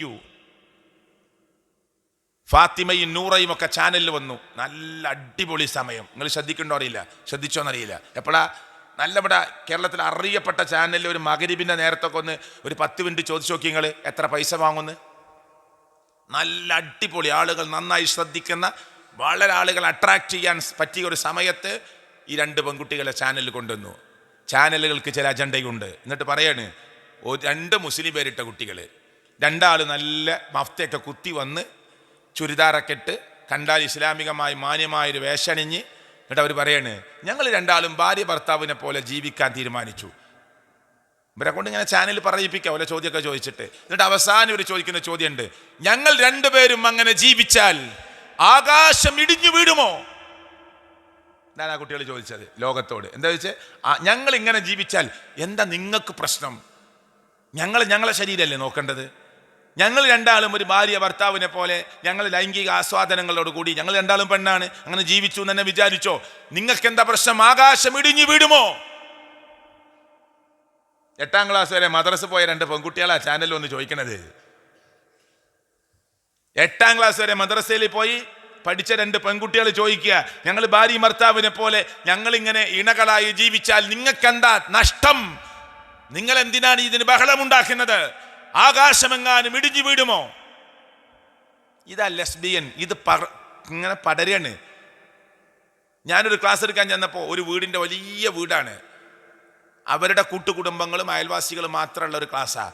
അപ്പോൾ അവിടുത്തെ പ്രായമുള്ള ഒരാളിനോട് പറയാണ്, ഇവിടെ വിവാഹം വേണ്ട എന്ന് പറയുന്ന 2-3 പെൺകുട്ടികളുണ്ട്, അതുകൊണ്ട് നിങ്ങൾ ആ വിഷയം ഉണ്ടല്ലോ, ഇവർക്ക് ആ പേരൊന്നും അറിയില്ല, ഇപ്പോഴത്തെ പുതിയ വിഷയം ഉണ്ടല്ലോ അതൊന്ന് പറയണം. കല്യാണം ചോദിച്ചാൽ പറയും വേണ്ടാന്ന്. പ്രായക്കണ് കല്യാണം ചോദിച്ചാൽ പറയും എനിക്ക് വേണ്ട, കല്യാണം വേണ്ട, ഞാൻ ഇഷ്ടപ്പെടുന്നില്ല. ഇങ്ങനത്തെ 3 കുട്ടികൾ, ഞങ്ങളുടെ കൂട്ടുകുടുംബങ്ങളിൽപ്പെട്ട 3 കുട്ടികൾ ഈ സദസ്സിൽ ഇരിക്കുന്നുണ്ട്. അതുകൊണ്ട് നിങ്ങൾ പറയണം കല്യാണം വേണം. ഇസ്ലാം കല്യാണത്തെ നിർബന്ധമാക്കിയിട്ടുണ്ട്. ആണ് പെണ്ണിനെയും പെണ്ണ് ആണിനെയുമാണ് ഇണകളായി സ്വീകരിക്കേണ്ടത് എന്ന് പറയണം. ഒരു ക്ലാസ്സിൽ നമ്മൾ ചെല്ലുമ്പോൾ ആണ് പെണ്ണിനെയാണ് കല്യാണം കഴിക്കേണ്ടത്, പെണ്ണ് ആണിനെയാണ് കല്യാണം കഴിക്കേണ്ടത് എന്ന് പറഞ്ഞു കൊടുക്കേണ്ട അവസ്ഥ എവിടെ എത്തിയിട്ടുണ്ട്? നമ്മുടെ നാട് എവിടെ എത്തി? നിങ്ങൾ ഇതിനെ ചെറുതായി കാണുന്നുണ്ടോ ഈ വിഷയത്തെ? ഇതിങ്ങനെ പടർന്ന് ക്യാൻസർ പോലെ പടർന്ന് പിടിച്ചുകൊണ്ടിരിക്കുകയാണ്. നമ്മുടെ കേരളത്തിൽ നിന്ന് 2 കുട്ടികൾ പോയി പ്രായപൂർത്തിയെത്തി 18-19 വയസ്സായപ്പോൾ പോയി 2 കുട്ടികൾ. എറണാകുളത്ത് കൊച്ചിയിൽ പോയിട്ട് ഏതോ ഒരു ടെക്നോ പാർക്കിൽ അവർ രണ്ടാളും ജോലി നേടി. എന്നിട്ട് രണ്ടാളും റൂം എടുത്ത് താമസം തുടങ്ങി. ഇവർ ഭാര്യ ഭർത്താക്കന്മാരെ പോലെ ജീവിക്കാൻ പരസ്യമായി തീരുമാനിച്ചിട്ടാണ് പോയത്. അങ്ങനെ ഈ കുട്ടിയുടെ ഉമ്മയും വാപ്പിയും തെരഞ്ഞ് എവിടെയെന്നറിയില്ല അന്വേഷിച്ചു ചെന്ന് കണ്ടുപിടിച്ചു. ആ കുട്ടിയെ അവിടുന്ന് റൂമിൽ നിന്ന് ഇറക്കി കാറിലേക്ക് നിർബന്ധിച്ച് കയറ്റിയപ്പോൾ മറ്റേ കുട്ടി ചാനലിനെ വിളിക്കുക. മറ്റേ കുട്ടീൻ്റെ കൂടെയല്ലേ ആ കുട്ടി ചാനലിൻ്റെ ആളുകളെ വിളിച്ചിട്ട് പറയാണ് തട്ടിക്കൊണ്ടുപോകുന്നുണ്ട്, കേസെടുക്കാൻ വേണ്ടിയിട്ട് നിങ്ങൾ ആളുകളോട് പറയണം, FIR ഇടണം ഈ വാപ്പാക്കും ഉമ്മാക്കെതിരെ എന്ന് പറഞ്ഞത്. കാരണം എന്താ, ഇവൾ പ്രായപൂർത്തിയെത്തിയ കുട്ടിയാണ്, ഇവൾക്കാരെ കൂടെ ജീവിക്കണം തീരുമാനിക്കാനുള്ള അവകാശമൊക്കെ ഉണ്ട്. അതുകൊണ്ട് വാപ്പാക്കെതിരെ ഉമ്മാക്കെതിരെ കേസ് ഫയൽ ചെയ്യണമെന്നാണ് കൂടെയുള്ള കുട്ടി പറഞ്ഞത്. തട്ടിക്കൊണ്ടുപോവാണ്. ഞങ്ങൾ പ്രായപൂർത്തിയെത്തിയ കുട്ടികളാ, ഞങ്ങൾ എങ്ങനെ ജീവിക്കണം തീരുമാനിക്കാനുള്ള അവകാശം ഞങ്ങൾക്കുണ്ട്. 18 വയസ്സ് വരെ പോറ്റി വളർത്തിയ വാപ്പ ഉമ്മ കണ്ട മുഴുവൻ സ്വപ്നങ്ങളെയും തകിടം മറിച്ച് തകർത്ത് തരിപ്പണമാക്കി, അല്ല ഒരാണിൻ്റെ കൂടെ അല്ല മറ്റൊരു പെണ്ണിൻ്റെ കൂടെ തൻ്റെ ലൈംഗിക ആസ്വാദനങ്ങൾ തീർത്ത് ജീവിക്കാൻ തീരുമാനിക്കുമ്പോൾ അവർ പോയി ഒളിച്ചിരിക്കുന്ന റൂമിൽ നിന്ന് പിടിച്ചു കൊണ്ടുവരാൻ പോലും ആ വാപ്പാക്കും ഉമ്മാക്കും അവകാശമില്ലാത്ത വിധത്തിൽ നാട് മാറിക്കൊണ്ടിരിക്കുകയാണ്. അപ്പോൾ എവിടേക്കാണ് നമ്മുടെ യാത്ര? അതാണ് ഒന്ന് L ലെസ്ബിയൻ, G എന്ന് പറഞ്ഞാലോ ഗേ, ആണും ആണും തമ്മിൽ. ഞാൻ പറഞ്ഞു നിങ്ങളൊന്ന് ഹോസ്റ്റലുകളെ കുറിച്ചൊക്കെ അന്വേഷിച്ച് നോക്ക്. വളരെ അപകടത്തിലേക്കാണ് നമ്മുടെ നാട്. മംഗലാപുരത്തും ബാംഗ്ലൂരിലും അല്ല ഇവിടുന്ന് വിട്ട് വ്യത്യസ്ത സ്ഥലങ്ങളിലൊക്കെ പോയിട്ട് പഠിക്കുന്ന കുട്ടികളെ നിങ്ങളൊന്ന് ഒബ്സർവ് ചെയ്ത് നോക്കി. നമ്മുടെ രാജ്യത്ത്, ഇന്ത്യ രാജ്യത്ത് മെഡിക്കൽ വിഭാഗത്ത് പഠിക്കുന്ന 2 ആൺകുട്ടികൾ, രണ്ടാളും ഇഷ്ടമായി. 2 ആൺകുട്ടികൾ തമ്മിൽ ഇഷ്ടം, ഓനില്ലാതെ അവന് പറ്റൂല. രണ്ടാൾ ഒരുമിച്ച് യാത്ര, ഒരുമിച്ച് ഉറക്കം, ഒരുമിച്ച് കുളിക്കൽ, ഒരുമിച്ച് ഭക്ഷണം കഴിക്കൽ. ഇവർ രണ്ടാളും ഇല്ലാതെ അവർക്ക് നിൽക്കാൻ പറ്റുന്നില്ല. രണ്ടാളും മെഡിക്കൽ വിദ്യാർത്ഥികളാണ്. അപ്പോൾ ഓൻ പറഞ്ഞു ഇവനോട്, ഞാൻ എന്നെ കല്യാണം കഴിച്ചോളാൻ, ഞാൻ എന്നെ കല്യാണം അയക്കാൻ. നിങ്ങൾക്ക് മനസ്സിലാണ്ടോ? അപ്പോൾ രണ്ടാൾക്കും സാമ്പത്തികമുണ്ട്, രണ്ടാളും വിദ്യാഭ്യാസമുണ്ട്, മെഡിക്കൽ വിദ്യാർത്ഥികളാണ്. ഭാവിയിൽ നാടിൻ്റെ വിശ്വകരന്മാരായി ഡോക്ടർമാരായി വരേണ്ട ആൾക്കാരാ. ഇവർ തീരുമാനിച്ചെന്താ അറിയോ, എന്നാൽ പിന്നെ നമ്മളിൽ ഒരാൾ പെണ്ണാവാന്ന്. അങ്ങനെ ഇവർ നല്ല സൂപ്പർ സ്പെഷ്യാലിറ്റി സൗകര്യമുള്ളൊരു ഹോസ്പിറ്റൽ ബുക്ക് ചെയ്തു. ഇവരെ കൂട്ടത്തിൽ ഒരാളെ പെണ്ണാക്കാൻ തീരുമാനിച്ചു. അങ്ങനെ ഇവരാൾ യാത്ര തുടങ്ങി. യാത്രക്കിടയിൽ ഇവർ നീണ്ട ചർച്ചയ്ക്ക് വേണ്ടി ഒരു ഫ്ലാറ്റ് എടുത്തു. ആ ഫ്ലാറ്റിലിരുന്ന് ചർച്ച ചെയ്ത് എന്തിനാണ് ഇത്രയും പൈസയൊക്കെ നമ്മൾ മുടക്കുന്നത്? നമ്മൾ രണ്ടാളും മെഡിക്കൽ വിദ്യാർത്ഥികളാണ്. നമ്മൾ പിന്നെ ഇന്നത്തെ സോഷ്യൽ മീഡിയയും അതുപോലെ തന്നെ നെറ്റ് സംവിധാനമൊക്കെ ഉപയോഗിച്ചുകൊണ്ട് നമുക്ക് ആ സംവിധാനത്തെക്കുറിച്ച് ഡീപ്പായിട്ട് പഠിക്കാം. അങ്ങനെ പഠിച്ചിട്ട് നമ്മളൊക്കെ തന്നെ സർജറി ചെയ്യാം. ഇവർ ഫ്ലാറ്റ് ബുക്ക് ചെയ്തു, അതിനുള്ള എല്ലാ മെഷീനറി സംവിധാനങ്ങളും ഒരുക്കി. എന്നിട്ട് ആ ഫ്ലാറ്റിൽ വെച്ച് ഒരുത്തൻ മറ്റൊരുത്തനെ അനസ്തേഷ്യ കൊടുത്ത് പെണ്ണാക്കാനുള്ള സർജറി ആരംഭിച്ചു. ചോര വാർന്നൊലിച്ചു മരിച്ചു. ഇത് ഇന്ത്യയിലാണ്. 2 മെഡിക്കൽ വിദ്യാർത്ഥികൾ തീരുമാനിക്കുകയാണ് ഓനെ പെണ്ണാക്കാൻ. എന്നിട്ട് ഒരുത്തൻ മരിച്ചു. അപ്പോഴാണ് ഇത് ലോകത്ത് വാർത്ത പുറത്തറിയുന്നത്. അപ്പോൾ എല്ലാ പേപ്പറും റെഡിയാ. ഇതിലെന്ത് സംഭവിച്ചാലും ഇവൻ്റെ പേരിൽ കേസെടുക്കാൻ പാടില്ല എന്നുള്ള കറക്റ്റ് അതിൻ്റെ ആ റൂൾസൊക്കെ നോക്കിക്കൊണ്ടുള്ള പേപ്പറുകൾ കംപ്ലീറ്റ് റെഡിയാക്കിയിട്ടാണ് സർജറിക്ക് ഒരുങ്ങിയിട്ടുള്ളത്. എവിടേക്കാണ് നമ്മുടെ യാത്ര? നിങ്ങൾ പറയും. ഇത് ആദ്യമായിട്ട് കേൾക്കുന്നവരും ഇത് വായിച്ചവരും ഇത് സോഷ്യൽ മീഡിയയിൽ കണ്ടവരൊക്കെ ഉണ്ടാവും. എവിടേക്കാണ്? അപ്പം ഈ ഗേ ആണും ആണും തമ്മിലും പെണ്ണും പെണ്ണും തമ്മിലുമുള്ള അവിഹിതമായ ബന്ധം ഇത് പ്രകൃതി വിരുദ്ധമാണ്. ഇത് പ്രകൃതി വിരുദ്ധമാണ്. ഇസ്ലാമിക ഭരണമുണ്ടെങ്കിൽ കടുത്ത ശിക്ഷ കൊടുക്കേണ്ട പ്രകൃതി വിരുദ്ധമായ കാര്യമാണ്. LGB എന്താ? ബൈസെക്സ്വൽ. ഭാര്യ ഉണ്ട് ഒരാൾക്ക്, പക്ഷെ ഭാര്യയിൽ തൃപ്തിയില്ല, അയാൾക്ക് കിട്ടേണ്ടത് ഒരു ആൺകുട്ടിയാണ്.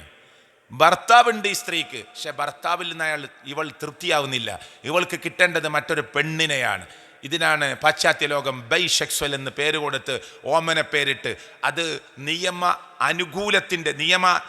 നിയമത്തിനുള്ളിൽ കൊണ്ടുവന്ന് അത് ആസ്വദിക്കാനുള്ള അവകാശം കൊടുക്കണമെന്ന് പാഠപുസ്തകത്തിലേക്ക് കൊണ്ടുവരാനുള്ള ശ്രമം നടത്തുന്നത്.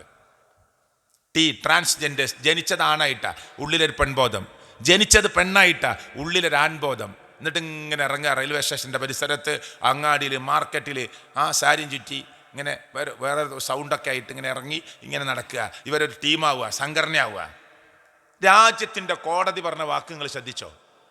പിന്നെന്താ? പിന്നെ കുട്ടികളെ പറഞ്ഞിട്ട് എന്താ? കോടതി പറഞ്ഞ വാക്കെന്താ നിങ്ങൾ ശ്രദ്ധിച്ചില്ലേ? എന്താ പറഞ്ഞത്?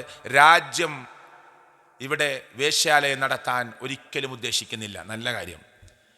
വേശ്യാലയത്തെ ഒരിക്കലും രാജ്യം പ്രൊമോട്ട് ചെയ്യുന്നില്ല, ജഡ്ജിയുടെ വാക്കാണ്. എന്നാൽ നിയമപാലകരോ അതിന് വേണ്ടപ്പെട്ടവരോ ഇന്ന സ്ഥലത്ത് ഇങ്ങനൊരു സംഭവം നടക്കുന്നു എന്നറിഞ്ഞാൽ നിങ്ങൾ ചെല്ലണം, അവിടെ പരിശോധിക്കണം. അവിടുന്ന് 2-3 സ്ത്രീകളെ കിട്ടി, 2-3-4 പുരുഷന്മാരെ കിട്ടി. അവരോട് നിങ്ങൾ ചോദിക്കണം, നിങ്ങൾ പരസ്പരം സമ്മതത്തോടു കൂടിയാണോ? എന്നാൽ അവർക്കെതിരെ കേസെടുക്കാൻ പാടില്ല. എന്നാൽ വേശ്യാലയത്തെ പ്രൊമോട്ട് ചെയ്യാൻ രാജ്യം ഒരിക്കലും ഉദ്ദേശിക്കുന്നില്ല. ഇതെങ്ങനെ രണ്ടും കൂടി ചേർന്ന് പോവുക? ഇതെങ്ങനെ രണ്ടും കൂടി ചേർന്ന് പോവുക? ഒരു സ്ഥലത്ത് നാളെ പിടിച്ചാൽ അവരോട് ചോദിക്കണം, നിങ്ങൾ രണ്ടാളും പരസ്പരം സമ്മതത്തോടു കൂടിയാണോ? ആ, എന്നാ ഒരു പ്രശ്നമല്ല, പോയിക്കോളി, എന്നാ ഒരു പ്രശ്നമല്ല. ഇത് കല്യാണം കഴിച്ചാക്കുമ്പോൾ അതാണ്. കല്യാണം കഴിച്ച ഒരുത്തൻ്റെ ഭാര്യ വേറൊരുത്തൻ്റെ കൂടെ പോയി, എനിക്കിഷ്ടമാണോ എനിക്കിഷ്ടമാണോ, എന്നാ പ്രശ്നമല്ല. അപ്പൊ എവിടേക്കാണ് നമ്മുടെ നാട്? ഇത് കണ്ടിട്ടാണ് പുതിയ തലമുറ വളർന്നു വരുന്നത്. ഇത് കണ്ടിട്ടാണ് നമ്മുടെ നാട് വളരുന്നത്, പുതിയ തലമുറ വളരുന്നത്. എവിടുന്ന് കിട്ടും സഖാഫത്ത്? എവിടുന്ന് കിട്ടും കൾച്ചർ? എവിടുന്ന് കിട്ടും പ്രിയപ്പെട്ടവരെ മാന്യത? എങ്ങനെ ഉണ്ടാകും മനുഷ്യത്വം? കോഴിക്കോട് എന്ന് പറയുന്ന നമ്മുടെ ഈ പരിസരത്ത് നിൽക്കുന്ന ഏറ്റവും വലിയ ടൗണിൽ ഒരു ലിബറൽ വാദി പ്രസംഗിച്ചെന്താണെന്നറിയോ? എന്താ? നിങ്ങളുടെ അമ്മയെ, നിങ്ങളുടെ പെങ്ങളെ, നിങ്ങളുടെ മകളെ നിങ്ങൾക്ക് ലൈംഗികമായി ഉപയോഗിക്കാം. അത് നമ്മൾ ക്ലിപ്പിട്ടു. അയാളുടെ വീഡിയോ പ്രസംഗം നമ്മൾ ക്ലിപ്പിട്ട് സംസാരിച്ചപ്പോൾ അയാൾ മറുപടി പറഞ്ഞു. നമ്മൾ വിചാരിച്ചു ഇയാൾ തിരുത്താൻ പോവുകയാണ്. ഇയാൾ തിരുത്തല്ല ഇത്. ഇയാൾ പറഞ്ഞെന്താ അറിയോ? നിങ്ങൾ എൻ്റെ വാക്കിനെ തെറ്റിദ്ധരിച്ചിരിക്കുന്നു. നമ്മൾ വിചാരിച്ചു ഇയാൾ എന്തോ മനമാറ്റം ഉണ്ടാവുകയാണ്. ഇല്ല, ഇയാൾ പറഞ്ഞെന്താ അറിയോ? ഞാൻ പറഞ്ഞതിൽ ഒന്നുകൂടി ചേർത്തി പറയാനുണ്ട്. നിങ്ങളുടെ അമ്മയെ, നിങ്ങളുടെ ഭാര്യയെ, നിങ്ങളുടെ പെങ്ങളെ, നിങ്ങളുടെ പെങ്ങളെ, നിങ്ങളുടെ മകളെ, നിങ്ങളുടെ ഉമ്മയെ നിങ്ങൾ ശാരീരികമായി അവരുടെ സമ്മതപ്രകാരം ഉപയോഗിക്കുന്നുവെങ്കിൽ മക്കളുണ്ടാകരുത് എന്ന കണ്ടീഷൻ നിർബന്ധമാണ്. ഇതപ്പം അയാൾക്ക് കൂട്ടിച്ചേർക്കാള്, ആഡ് ചെയ്യാള്. ഇതെവിടെ പ്രസംഗിക്കണത്? കോഴിക്കോട്. ഇയാളുടെ പ്രസംഗം കേൾക്കാൻ ഓഡിറ്റോറിയത്തിൽ ആളുണ്ടോ? ഉണ്ട്. അപ്പൊ എവിടേക്കാണ് നമ്മുടെ ആളുകൾ പോണത്? തൊപ്പി എന്നൊരു ചങ്ങാതി. നമ്മൾ വിചാരിക്കുക എന്തോ വലിയ സംഭവമാണ്, സെലിബ്രിറ്റിയാണ്. ഞാനൊക്കെ ഇവനെക്കുറിച്ച് എന്തെങ്കിലും പറയണമെങ്കിൽ ഇവൻ്റെ ഒരു വീഡിയോ തുറന്നു നോക്കി. അപ്പം എന്താണ് ഞാൻ കണ്ടത്? ഞാൻ പറയാണ്, ഇവൻ കുറച്ച് ഭക്ഷണ സാധനങ്ങൾ ഇതിലിടുക, കുപ്പായത്തിൻ്റെ ഈ ബട്ടൺ സഹിക്കുക, ഇതിലിടുക, എന്നിട്ട് ഇതിലെങ്ങനെ എടുക്കുക, എടുത്ത് തിന്നുക, എന്നിട്ട് ഭയങ്കര കുട്ടികൾ കൈയടിക്കുക. എന്താ തൊപ്പി? പിന്നെ ബാക്കിയൊന്നും കൊണ്ട് പറയാൻ പറ്റില്ല അവൻ്റെത്. എന്ത് കൾച്ചർ അവനുള്ളത്, എന്ത് വിദ്യാഭ്യാസം ഉള്ളത്, എന്ത് സംസ്കാരം ഉള്ളത്? വീട്ടിൽ നിന്ന് പുറത്താക്കിയിട്ട് റൂം എടുത്ത് താമസിക്കുക. എന്നിട്ട് ഇവന് ആയിരക്കണക്കിന് മക്കളാണ്. ഇവനെ പിന്നെ ഇവന് ഓലെ സ്റ്റാറാണ്, ഇവൻ്റെ ഫാനാണ്. മലപ്പുറം ജില്ലയിൽ വന്നപ്പോൾ പോലീസ് നിയന്ത്രിക്കുകയാണ് റോഡ്, ഈ ചങ്ങായി വന്നപ്പോൾ. എവിടെയൊക്കെ നമ്മുടെ നാട് പോണത്? ആ റോട്ടിൽ 2 സൈഡിലും തിങ്ങി നിറഞ്ഞ 8ലും 9ലും 10ലും 7ത്തിലും 6ത്തിലും 5ത്തിലും പഠിക്കുന്ന കുട്ടികൾ, 100 കണക്കിന് മക്കളിൽ നമ്മുടെ കുട്ടികളായിരിക്കും കൂടുതൽ, ചിലപ്പോൾ 100%. ആരെ കിട്ടും ഇതിനൊക്കെ? നമ്മൾ പബ്ലിക്കിൽ മുസ്ലിം ഉമ്മത്തിനെ കുറ്റം പറയാൻ പറ്റൂല. കാരണം ഇഷ്ടം പോലെ വൃത്തികേട് മറ്റു സമുദായത്തിലുണ്ട്. നമ്മൾ അതൊന്നും ഒരിക്കലും കണ്ടില്ലെന്ന് അടിക്കാൻ പറ്റൂല. മുസ്ലിങ്ങൾ മാത്രമാണ് തെറ്റ് ചെയ്യുന്നതെന്നൊരു തോന്നൽ ആർക്കും ഉണ്ടാക്കി കൊടുക്കാൻ പാടില്ല. പക്ഷേ ഇതൊരു പള്ളിയാണ്, നമ്മൾ മുസ്ലിങ്ങളാണ്. ഞാൻ പറയാണ്, കുറുന്തോട്ടിക്ക് തന്നെയാണ് വാദം. ആരാ ചികിത്സിക്കുക? കുറുന്തോട്ടിക്കാണ് വാദം. ആര് ചികിത്സിക്കും? ഹിന്ദുക്കൾക്ക് 6 ദിവസം മദ്രസ ഉണ്ടോ? ക്രിസ്ത്യാനികൾക്ക് 6 ദിവസം ചർച്ചിൽ ക്ലാസ് ഉണ്ടോ? ഞായറാഴ്ച 1 മണിക്കൂർ അവർക്ക് മോറൽ ക്ലാസ്. തീരെ ജീവിതത്തിൽ അമ്പലത്തിൽ പോകാത്ത ഹിന്ദുക്കളുണ്ട്. ഇത് രാവിലെ മദ്രസ്, വൈകുന്നേരം മദ്രസ്. എന്നിട്ട് ഈ തോന്നിയാസം, ഈ വൃത്തികേട് മക്കളെ വിട്ടുകൊടുക്കുക. ആശങ്ക വരുന്നില്ലേ? ഒരു തൊപ്പി തന്നെ ചങ്ങാതി വന്നിട്ട് ഇവന് ഏതെങ്കിലും പെൺകുട്ടികളുടെ ഡാൻസ് എടുക്കുക, ഡോൺ കളിക്കുക, അതിനെ റിയാക്ട് ചെയ്യുക, എന്നിട്ട് തോന്നിയാസം പറയുക, വൃത്തികേട് പറയുക, വെറും കേൾക്കാൻ പറ്റാത്ത വാക്ക് പറയുക, ഭക്ഷണം തീ കൂടി ഇടുക, ബനിയൻ്റെ ഉള്ളിൽ കൂടി പുറത്തെടുക്കുക, പാൻറ്റിൻ്റെ ഉള്ളിൽ കൂടി പുറത്തേക്ക് എടുക്കുക, എന്നിട്ട് തിന്നുക, ഇത് കാണിച്ചു കൊടുക്കുക, എന്നിട്ട് അതിന് കൈയടി വാങ്ങുക. ഈ വൃത്തികേട് ചെയ്യുന്നവന് ഇവിടെ ഓനെ കാത്തിരിക്കാൻ, ഓന് ഷോപ്പിൻ്റെ ഉദ്ഘാടനത്തിന് വിളിക്കാൻ ഇവിടെ ആളുണ്ട് എന്ന് നിങ്ങൾക്ക് മനസ്സിലാകുന്നുണ്ടോ? അപ്പം എന്തൊരു സംസ്കാരത്തിലേക്കാണ് നമ്മുടെ നാട് പോണത്? ഏത് സംസ്കാരത്തിൽ നമ്മുടെ മക്കളെ എങ്ങനെ നമ്മൾ ഏത് വൃത്തത്തിനുള്ളിൽ നിർത്തി നമ്മൾ സംരക്ഷിക്കും? എവിടെ നിർത്തി സംരക്ഷിക്കും? അള്ളാഹു നമ്മുടെ മക്കളെയും നമ്മയും കാത്തുരക്ഷിക്കുമാറാകട്ടെ. എവിടെ നിർത്തി നമ്മൾ സംരക്ഷിക്കും? തൊട്ടടുത്ത് വീടിൻ്റെ തൊട്ടപ്പുറത്ത് 200 മീറ്റർ അപ്പുറത്തുള്ള അപ്പുറത്തുള്ള വീട്ടിലാണ് 4ാം ക്ലാസ് പഠിക്കുന്ന പെൺകുട്ടിയെ പേരക്ക പൊറുക്കാൻ ഇൻ്റർവെൽ സമയത്ത് പേരക്ക പൊറുക്കാൻ പോയ, കോഴിക്കോട് ജില്ലയിൽ പേരക്ക പൊറുക്കാൻ പോയ കുട്ടി കാണാനില്ല. ഇൻ്റർവെൽ കഴിഞ്ഞിട്ട് ടീച്ചർ പറഞ്ഞു ക്ലാസ്സിലെത്തിയിട്ടില്ല, ഒരു കുട്ടി കുറവുണ്ട്, തരാൻ കൂടി. ഈ വീട്ടിലത്തെ ചങ്ങായി തരാൻ കൂടുക, പ്രായമുള്ളൊരു മനുഷ്യനാണ്. അവസാനം ഓൻ്റെ വീടിൻ്റെ ബെഡ്റൂമിലെ ആ അലമാരൻ്റെ മേലെന്നാണ് ഈ കുട്ടിനെ കിട്ടുന്നത്. 4ാം ക്ലാസ് പഠിക്കുന്ന കുട്ടിനെ ക്രൂരമായി ബലാത്സംഗം ചെയ്ത് കഴുത്തു ഞെരിച്ച് കൊന്ന് അലമാരൻ്റെ മേലെ പാത്തിച്ചിരിക്കുക. എവിടേക്കാണ്? എങ്ങനെ നമ്മുടെ മക്കളെ നമ്മൾ എന്തു വിശ്വസിച്ച് പുറത്തിറക്കും?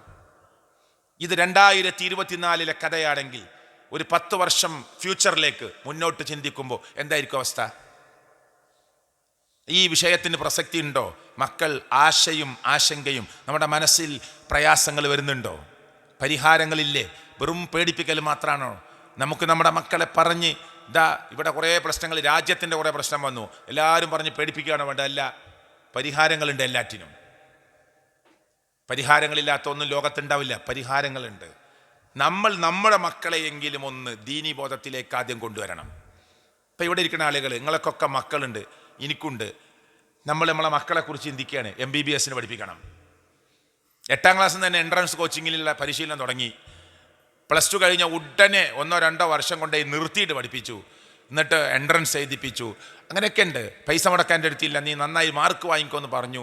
അങ്ങനെ അവളെ മോട്ടിവേറ്റ് ചെയ്തു, എല്ലാ പ്രോത്സാഹനം കൊടുത്തു, ചേർത്ത് പിടിച്ചു. ഈ ഒരു ശ്രദ്ധ ദീനി രംഗത്തുണ്ടോ?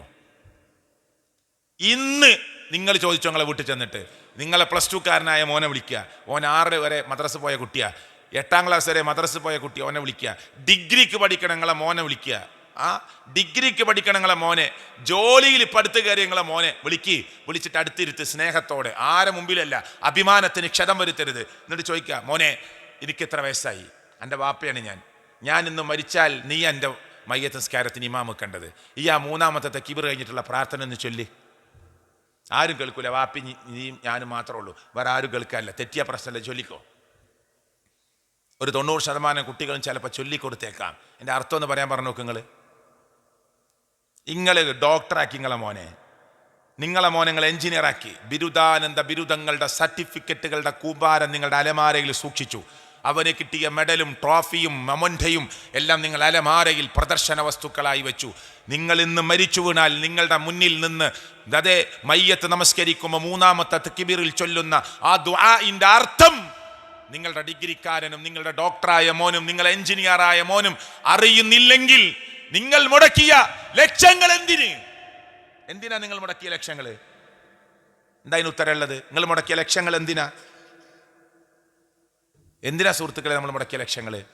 നിങ്ങൾ ചിന്തിക്കുന്നുണ്ടോ? അതുകൊണ്ട് നമ്മുടെ മക്കളെ, ഞാൻ ഇനി ചില പോയിന്റുകൾ വേഗം പറയാം, സമയം അവസാനിക്കാനായി.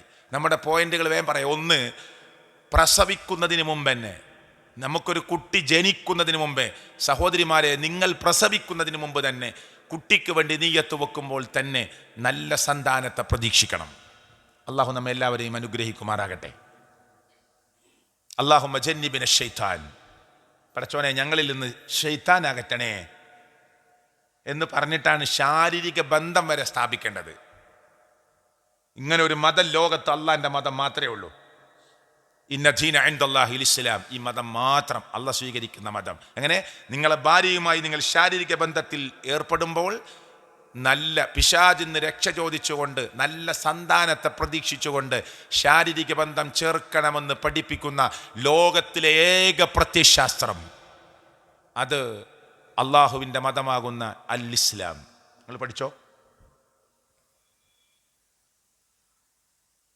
2, ഗർഭിണിയായിരിക്കെ നിങ്ങൾ കേൾക്കുന്നത് നല്ലതാകണം.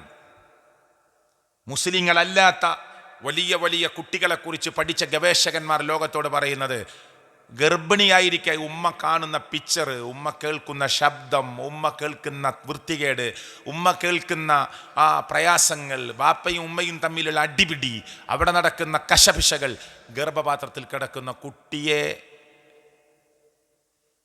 സ്വാധീനിക്കുമെന്നാണ് പഠനം. അതുകൊണ്ട് നല്ലത് കേൾക്കണം. ഗർഭപാത്രത്തിൽ കണ്ണ് കാഴ്ച കൊടുക്കുന്നതിന് മുമ്പ് അല്ല കൊടുക്കുന്നത് കേൾവിയാണ് കേട്ടോ. നമ്മൾ സ്കൂളിൽ പഠിപ്പിക്കുമ്പോൾ കുട്ടിക്ക് ആദ്യം കേൾപ്പിക്കുക ചെയ്യുക. പറഞ്ഞിങ്ങനെ കൊടുക്കുക, എഴുത്തൊന്നല്ല. അതൊക്കെ പിന്നെ ആദ്യം കേൾപ്പിക്കുകയാണ്. ആദ്യം ഈ ദീനി പ്രബോധനത്തിൽ ആദ്യം ശ്രദ്ധിച്ച് കേൾക്കലാണ്, ശ്രദ്ധിച്ചു കേൾക്കുക. അപ്പൊ നല്ലത് കേൾക്കണം. നമ്മളെ വീട്ടിൽ നിന്ന് ഗർഭപാത്രത്തിൽ കിടക്കുമ്പോൾ തന്നെ പ്രസവിച്ചു വന്നു, ചെറിയ കുട്ടിയാണ്, മാസങ്ങളെ ആയിട്ടുള്ളൂ, നമ്മൾ മെയിൻറ്റെയിൻ ചെയ്യണില്ല, എന്തൊക്കെയോ പറയാണ്, പറ്റില്ല.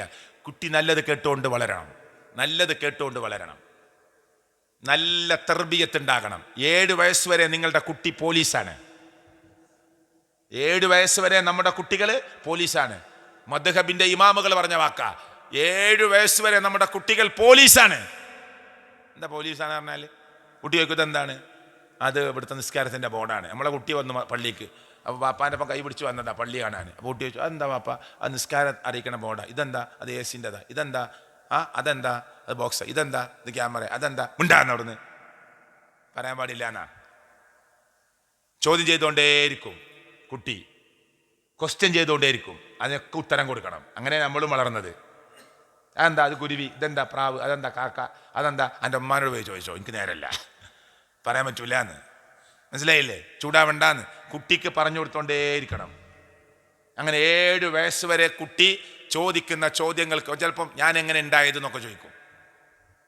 അത് ആ കുട്ടിക്ക് മനസ്സിലാകുന്ന വിധത്തിൽ പറഞ്ഞു ബോധ്യപ്പെടുത്തണം. ഇല്ലെങ്കിൽ ആ ചോദ്യത്തിന് ആൻസർ കണ്ടെത്താൻ അയൽപ്പക്കത്തേക്ക് പോകും, അപ്പുറത്തേക്ക് പോകും. ആ കുട്ടിയുടെ നിലവാരത്തിനും വയസ്സിനും അനുസരിച്ച് ദീനീപരമായിട്ട് പറഞ്ഞു കൊടുക്കേണ്ട കാര്യങ്ങൾ ആ കുട്ടിക്ക് പറഞ്ഞു കൊടുക്കണം. ചോദ്യങ്ങൾ വന്നുകൊണ്ടേയിരിക്കും കുട്ടിയുടെ കയ്യിൽ നിന്ന്. എന്നിട്ട് നമ്മൾ പറയും, ഇപ്പോഴത്തെ കുട്ടികളെ സമ്മതിക്കണം കേട്ടോ, ഭയങ്കര ബുദ്ധിയാണ്. അങ്ങനെ ആളുകൾ പറയാം. ഇപ്പോഴത്തെ കുട്ടികളെ ചോദ്യമൊക്കെ കേട്ടിട്ട് ആളുകൾ പറയും, ഇപ്പോഴത്തെ കുട്ടികൾ മുമ്പത്തെ കുട്ടികളെ മരിക്കൊന്നുമില്ല, ഭയങ്കര ചോദ്യവും ഭയങ്കര ബുദ്ധിയും അങ്ങനെയൊക്കെയാണ്. അതിന് കൂടി വരും, അതിന് കൂടി വരും. അപ്പോൾ കുട്ടികൾ അങ്ങനെ 7 വയസ്സ് വരെ ആ ചോദ്യങ്ങൾക്കുള്ള ആൻസർ കൊടുത്തുകൊണ്ടിരിക്കണം. 7 to 14, 14 വയസ്സ് വരെ സർവ്വ ആദാബ്, മര്യാദ, മാനേഴ്സ്, സഖാഫത്ത്, കൾച്ചർ എല്ലാം കുട്ടിക്ക് പഠിപ്പിക്കണം. ഒരാൾ വീട്ടിൽ വരുമ്പോൾ എങ്ങനെ സ്വീകരിക്കണം, മുതിർന്നവരോട് എങ്ങനെ പെരുമാറണം, വല്ലിപ്പാൻ എങ്ങനെ കാണണം, ബാപ്പാൻ എങ്ങനെ കാണണം, ഉമ്മാൻ എങ്ങനെ കാണണം, സ്നേഹിച്ചിട്ട് ഉമ്മാൻ്റെ പേര് വിളിപ്പിക്കുക, ഭയങ്കര സ്നേഹം കൊണ്ട് ബാപ്പാൻ്റെ പേര് വിളിപ്പിക്കുക. ഇതൊക്കെ കുട്ടിയെ സ്വാധീനിക്കുന്ന ഭാവിയിൽ അച്ചടക്ക രാഹിത്യത്തിലേക്ക് പോകാനുള്ള കാരണമാകും. അതുകൊണ്ട് ബാപ്പാൻ എങ്ങനെ സ്നേഹിക്കണം, ഉമ്മാൻ എങ്ങനെ സ്നേഹിക്കണം, ആദരവ് എങ്ങനെ, ബഹുമാനം എങ്ങനെ, എല്ലാം. അയൽവാസികൾ ആരാ, അവരോട് എങ്ങനെ പെരുമാറണം. 14 വയസ്സാകുമ്പോഴേക്ക് ദീനിൻ്റെ എല്ലാ മര്യാദയും ആ കുട്ടി പഠിക്കണം. 14 വയസ്സ് മുതൽ 14 to 21, 14 വയസ്സ് മുതൽ 21 വയസ്സ് വരെ നിങ്ങൾ നിങ്ങളുടെ മോനെ, നിങ്ങൾ നിങ്ങളുടെ മോളെ കൂട്ടുകാരനായി കൂട്ടുകാരിയായി സ്വീകരിക്കണം. ഇത് ഞാൻ പറഞ്ഞല്ല, ഷിയാബടക്കര പറയല്ല, കിതാബിൽ വന്നതാണ്. എന്താ പറഞ്ഞത്?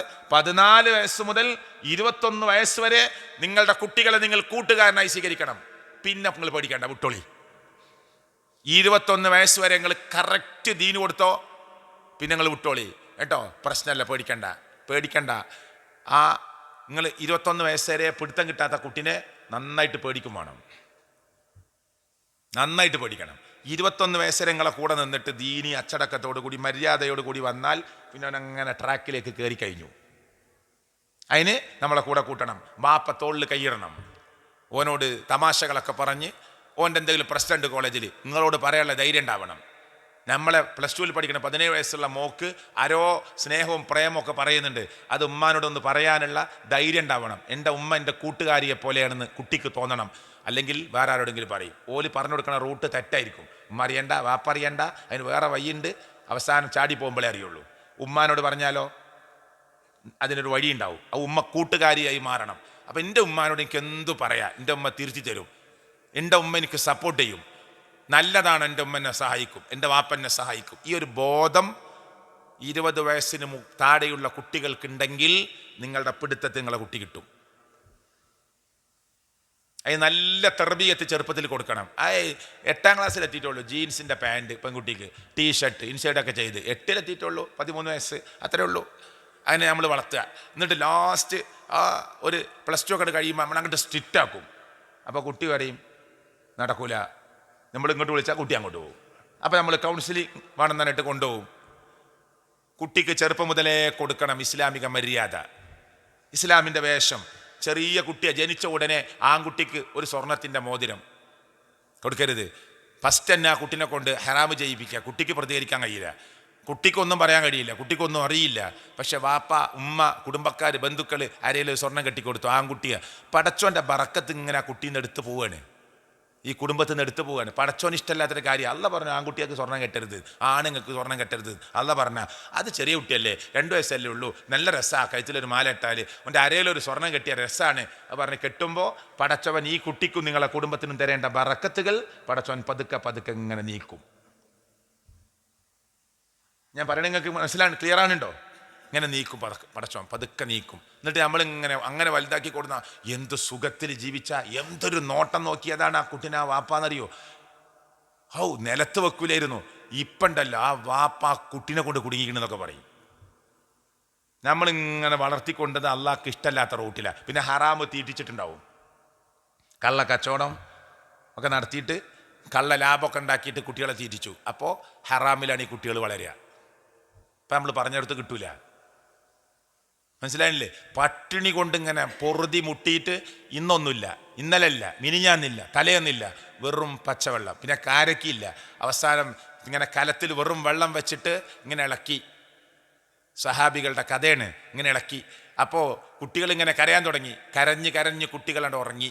ഇപ്പാവും എന്ന് വിചാരിച്ചിട്ട് എന്തോ വെറുമില്ല, കലത്തിൽ വെറും പച്ചവെള്ളം അത് ചൂടാക്കിക്കൊണ്ടിരിക്കുക. എന്നിട്ട് കുട്ടികൾ വിചാരിച്ചു ഇപ്പം ആവും. അവിടെ ഇങ്ങനെ സമാധാനിപ്പിച്ച കുട്ടികളുണ്ട് ഉറങ്ങി. അവിടുന്ന് സഹാബി ഇറങ്ങുകയാണ്. എന്തിന്? ഞാൻ ഒന്ന് പോയി നോക്കട്ടെ എന്തെങ്കിലും കിട്ടുമെന്ന്. അങ്ങനെ ഇറങ്ങിയപ്പോൾ സഹാബിൻ്റെ ഭാര്യ കൈക്ക് പിടിച്ചു. സഹാബിൻ്റെ കൈക്ക് പിടിച്ചിട്ട് പറഞ്ഞു, സഹാബി തെറ്റിയോ? ഇല്ല. സഹാബി ഹറാമ് കൊണ്ടുവരോ? ഇല്ല. പക്ഷെ സഹാബിൻ്റെ ഭാര്യ എന്താ പറഞ്ഞറിയോ? സഹാബിമാരുടെ ഭാര്യ എന്താ അറിയോ? പട്ടിണി കൊണ്ട് പൊറുതി മുട്ടിയപ്പോൾ എന്താ പറഞ്ഞതെന്നറിയോ? ഇന്നാ നസ്ബിറു അനിൽ ജൂ, ഞങ്ങളെ വിശപ്പിനെ തൊട്ട് എന്തു സഹിച്ചോളാം, ഞങ്ങൾ എന്തു സഹിക്കാം. പക്ഷെ വലാ നസ്ബിറു അനിന്നാർ, നരകം ഞങ്ങൾക്ക് സഹിക്കാൻ കഴിയില്ല കേട്ടോ, നരകം ഞങ്ങൾക്ക് സഹിക്കാൻ കഴിയില്ല. സഹാബി തെറ്റ് ചെയ്യില്ല. പിന്നെ ഈ കുട്ടികളെ വാവിട്ട് കരയിൽ കണ്ടിട്ട്, ഉമ്മ പട്ടിണി കിടക്കണ കണ്ടിട്ട്, വാപ്പ പട്ടിണി കിടക്കണ കണ്ടിട്ട് എന്തെങ്കിലും ഒരു പൈസ കിട്ടിയാൽ മതി എന്ന് വിചാരിക്കരുത് കേട്ടോ. ഞങ്ങളെ ഓർത്തിട്ട് പരലോകത്തെ പേടിച്ചിട്ട് എന്ന് പറഞ്ഞ് ഭാര്യമാർ സഹാബിമാരോട് സംസാരിക്കുന്നത് ചരിത്രത്തിൽ രേഖപ്പെടുത്തുകയാണ്. അതുകൊണ്ട് അങ്ങനെയാണോ എൻ്റെ മക്കൾ വളരുന്നത്? 10 അടി 20 അടി കുഴിയുള്ള സ്ഥല, അത് വലിയ 10 സെൻറ്റ് സ്ഥല മണ്ണിട്ട് മൂടിയതാ. ഒരു പാവപ്പെട്ട മനുഷ്യൻ വീട് വെക്കാൻ വാങ്ങുക, അവനോട് മിണ്ടാതെ 20 അടി തൂർത്ത സ്ഥലം, ഭയങ്കര റിയൽ എസ്റ്റേറ്റ് കച്ചവടക്കാരനാ, പൈസയൊക്കെ പള്ളിക്ക് കൊടുക്കും, വല്ലതിനും കൊടുക്കും, പക്ഷെ മിണ്ടാതെ കച്ചവടാക്കി. അവനോട് പറഞ്ഞിട്ടില്ല ഇതിൽ മണ്ണിട്ട് മൂടിയതാണ്, പെട്ടെന്ന് വീട് വെക്കാനൊന്നും പറ്റൂല, 20 അടി കുയ്യായിരുന്നു, ഇവിടെ ഒരു കുളം ഉണ്ടായിരുന്നു, ഒന്നും മിണ്ടാതെ കൊടുത്തു. ഇവനാകെ 10 സെൻറ്റേ ഉള്ളൂ. അത് വാങ്ങി അതിൻ്റെ പേപ്പറൊക്കെ റെഡിയാക്കി അതിന് പണിയെടുക്കാൻ നേരത്താണ് അയൽവാസികളൊക്കെ പറയുന്നത് ഇവിടെ പെട്ടെന്നൊന്നും വീടെടുക്കാൻ കഴിയില്ല, പറ്റിച്ചു. ആ മുതൽ നിന്റെ മക്കൾക്കും നിനക്കും നിന്റെ കുടുംബത്തിനും ഭൂഷണമല്ല, അള്ളാഹിൻ്റെ ബർക്കത്ത് നീങ്ങും. അള്ളാഹു കാത്ത് രക്ഷിക്കുമാറാകട്ടെ എന്തിലും. അപ്പം അവിടെ മക്കളെ വളർത്തുന്ന സ്ഥലത്ത് ഹലാലായ ഭക്ഷണം കൊടുക്കണം, അപ്പോൾ മക്കൾ ഉഷാറാവും. ഹലാലായ ഭക്ഷണം. അള്ളാഹു നമ്മെ കാത്ത് രക്ഷിക്കുമാറാകട്ടെ. പിന്നെ കൂടെ ചേർത്ത് നിർത്തുക പറഞ്ഞില്ലേ, പിന്നെ നമ്മുടെ കൂടെ കൊണ്ടുവരിക. പ്രവാചകൻ സല്ലല്ലാഹു അലൈഹി വസല്ലം നിസ്കരിക്കുമ്പോൾ കഴുത്തിനോട് കയറിയിരുന്നു പേരക്കുട്ടികൾ. നബി ശക്തി എടുത്ത് എണീച്ചാൽ അവർ രണ്ടാളും വീഴും, എണീക്കാൻ വയ്ക്കുന്നില്ല. ഇതിൽ ഇറങ്ങണവരെ കാത്തിരുന്നു അള്ളാഹിൻ്റെ റസൂൽ സല്ലല്ലാഹു അലൈഹി വസല്ലം. കുട്ടികൾ സ്ത്രീകളെ ഭാഗത്തു നിന്ന് കരച്ചിൽ കേട്ട നിസ്കാരം ചുരുക്കി അള്ളാഹുവിൻ്റെ പ്രവാചകൻ സല്ലല്ലാഹു അലൈഹി വസല്ലം. നമ്മളെ കൂട്ടത്തിൽ ആരെങ്കിലും ഒരു കുട്ടീനെ കൊണ്ടുവന്ന് ആ കുട്ടിയെ സൊഫ് കൂടി ഒക്കെ ഓടിയ ആരും കാണാതെ കണ്ണ കുറ്റി പേടിപ്പിച്ച് പിന്നെ ആ കുട്ടി വരില്ല. പാപ്പ വരും, പോടാ പള്ളിക്ക് വരും. ഞാനല്ല, എന്തല്ലാത്തത്? പിന്നെ ഇന്നലെ മറ്റാൾ കണ്ണുട്ടി പഠിപ്പിച്ച ഓർമ്മയുണ്ട്. കുട്ടികൾ ഇത് കണ്ട് പഠിക്കണം, ഓലെ നേരെ പറഞ്ഞ് മനസ്സിലായിക്കോട്ടെ. പിന്നെ പറഞ്ഞാൽ ഒരിക്കലും കേൾക്കൂല. എല്ലാവരും തുണിയും കുപ്പായൊക്കെ പിടിച്ച് വലിച്ച് ഫിത്തനുണ്ടാക്കുന്ന ഒരു കുട്ടിയാണെങ്കിൽ കൊണ്ടുവരണ്ട, അതിനല്ലേ ഈ പറയണത്. പിന്നെ പതുക്കെ പതുക്കെ കുട്ടികൾ കാണണം, കുട്ടികൾ കേൾക്കണം. അല്ലാണ്ട് റസൂല് പേരക്കുട്ടികളോട് പറയാണ് എന്ത്? ഞാൻ ആനയാണ്. ഹസൻ ഹുസൈനോട് പറയാണ് ഞാൻ ആനയാണ്. അപ്പോൾ കുട്ടികൾ നിങ്ങൾ ആനയാണ്, ആ എന്നാ കയറി പുറത്ത്. നബി മുട്ടുകാല് നിലത്ത് കുത്തി 2 കൈയും നിലത്ത് കുത്തി നബി ഇങ്ങനെ ആടുക, 2 കുട്ടികളും പുറത്ത് കയറി കുത്തിരിക്കുക. ഞാൻ കുതിരയാണ് നബി പറയാ സല്ലല്ലാഹു അലൈഹി വസല്ലം, ഞാൻ ഒട്ടകമാണ്, നിങ്ങൾ കയറിക്കോളി. അപ്പോൾ സഹാബികൾ ഇത് കണ്ടപ്പോൾ സഹാബികൾ പറഞ്ഞു, മക്കളെ ലോകത്ത് നിങ്ങൾക്ക് കിട്ടിയ നല്ല വാഹനം ലോകത്ത് ഒരാൾക്കും കിട്ടിയിട്ടുണ്ടാവില്ല എന്ന് പറഞ്ഞപ്പോൾ നബി സല്ലല്ലാഹു അലൈഹി വസല്ലം പറഞ്ഞു, വാഹനത്തെക്കാൾ നല്ലത് വാഹന പുറത്തിരിക്കുന്നവരാണെന്ന് പറഞ്ഞു. കുട്ടികളല്ലേ, അപ്പോൾ അവർ കൈയടിച്ചു. ആരായി കളിക്കണത്? ആരാ? ചില ആളുകൾ ഒരു കുട്ടികളെ ഉഷാറാക്കണം, സ്ട്രിക്റ്റ് ആക്കണം എന്ന് പറഞ്ഞാൽ പിന്നെ മസിലും പിടിച്ചിക്കല. ഇതാടാ, ഇതാണ് ചില രക്ഷിതാക്കളെ വിചാരം. മസിലും പിടിച്ചിങ്ങനെ ഭയങ്കര മസിൽ. ബാപ്പാനെ സിറ്റൗട്ട് കണ്ട അടുക്കളയിൽ കൂടിയാണ് പോവുക കുട്ടി. ബാപ്പാനെ അടുക്കളയിൽ കണ്ട സിറ്റൗട്ട് കൂടിയാണ് കയറുക ഓനി. കാരണം പേടിയാണ് ബാപ്പാനെ കാണുന്നത് തന്നെ, എന്തോ ഒരു ഭീകരജീവിനെ കാണുന്ന പോലെ. അല്ല, ബാപ്പ അവരോടൊപ്പം കളിക്കുന്നു. സ്ട്രിക്റ്റ് ആവേണ്ട സ്ഥലത്ത് സ്ട്രിക്റ്റ് ആകുന്നു, അടിക്കേണ്ട സ്ഥലത്ത് മാത്രം അടിക്കുന്നു. എപ്പോഴും ഉപദേശിച്ചുകൊണ്ടിരിക്കുകയല്ല, ഉപദേശിക്കേണ്ട സ്ഥലത്ത് മാത്രം ഉപദേശിക്കുന്നു. അങ്ങനെ നമ്മുടെ മക്കളെ വളർത്തണം. അപ്പം നമുക്ക് പ്രതീക്ഷ വെക്കാം. ഖുർആൻ പഠിപ്പിക്കണം. ചെറിയ പ്രായത്തിൽ തന്നെ ഖുർആൻ വീട്ടിൽ കേൾക്കണം, ദീന് കേൾക്കണം. മേശക്ക് ചുറ്റും ഇരിക്കുമ്പോൾ വാപ്പയും ഉമ്മയും മക്കളും അള്ളാഹുവിൻ്റെ ഖുർആൻ ചർച്ച ചെയ്യണം. ഇത് വീട്ടിൽ എന്താ ഉള്ളത്? ഇന്ന് നമ്മുടെ മക്കൾ എന്താ അറിയോ? നമ്മളൊക്കെ ചെറിയ കുട്ടിയായ നമ്മളമ്മ നമ്മളൊക്കെ പുറത്തിറക്കിയിട്ട് നമ്മളെ അനുജൻ്റെ കണ്ടിക്കണേ, നമ്മളത് ഓർമ്മ ഉണ്ടാവില്ല. ഇങ്ങനെ ഒക്കത്തും വെച്ചിട്ട് നോക്കട്ടെ, അമ്പിളിമാമ ഒരു കഥ പറയും, അള്ളാഹിനെ പറ്റി റസൂലുള്ളാഹിനെ പറ്റി ഒക്കെ ഒരു കഥ പറഞ്ഞിട്ടാണ് ചോറ് കൊടുക്കുക. ഇന്നോ മൊബൈലിൽ എടുത്തിട്ട് ഒരു കാർട്ടൂൺ വെച്ച് കൊടുക്കും. കുട്ടി നമുക്ക് നോക്കിക്കും, ചോറ് അങ്ങനെ ഇട്ട് കൊടുക്കും. കുട്ടി തന്നെ അറിയില്ല, മെഷി കൂടി പോണവർക്ക് ഇത് ഇങ്ങനെ പോവും. കുട്ടി അറിയണേല്ലേ ഈ സാധനം പോണത്. മുമ്പ് ചോറുമുണ്ട് ചൊല്ലുമുണ്ട്, ഇന്നോ ചോറുണ്ട് ചൊല്ലില്ല. അപ്പൊ ആ കുട്ടി ഇങ്ങനെ വളരണ എങ്ങനെയാ? കുട്ടീൻ്റെ ചെറുപ്പത്തിൽ തന്നെ ഉമ്മ വിചാരിക്കണം എന്താ അറിയോ, എങ്ങനെയെങ്കിലും കുറച്ച് ഭക്ഷണം കഴിച്ചിട്ടെങ്കിൽ, അല്ലെങ്കിൽ തന്നെ മെലിഞ്ഞൊട്ടിയിട്ടുണ്ട്, തിന്നണില്ല, എങ്ങനെയെങ്കിലും കഴിക്കട്ടെ എന്ന് വിചാരിച്ചിട്ടാണ് ഈ കാർട്ടൂണും ഈ സീരിയലൊക്കെ വെച്ച് കൊടുക്കുന്നത് കുട്ടിക്ക് ഇഷ്ടമുള്ളത്. എന്നിട്ട് ആ മൊബൈൽ കളിച്ചിങ്ങനെ ഇരിക്കുമ്പോൾ കുട്ടി ഇങ്ങനെ തിന്നും, കുട്ടി അറിയണേ ഇല്ല ഭക്ഷണം കഴിക്കുന്നത്. അപ്പൊ കുട്ടിയുടെ മനസ്സിൽ പതിഞ്ഞൊരു ചിത്രമുണ്ട്. കാർട്ടൂണിലൂടെ ഇവൻ കണ്ട രക്ഷപ്പെടലുണ്ട്, കാർട്ടൂണിലൂടെ ഇവൻ കണ്ട ചില വെടിവെപ്പുകളുണ്ട്, പിന്നെ ചില കുറുക്കു വഴികളുണ്ട്. അതാണ് ഇവന്റെ ജീവിതത്തിന്റെ മാർഗമായി മാറുക. ഇതൊക്കെ ഭയങ്കര സ്വാധീനാണ്, നമ്മൾ വിചാരിക്കണ പോലെ ഒന്നും അല്ല.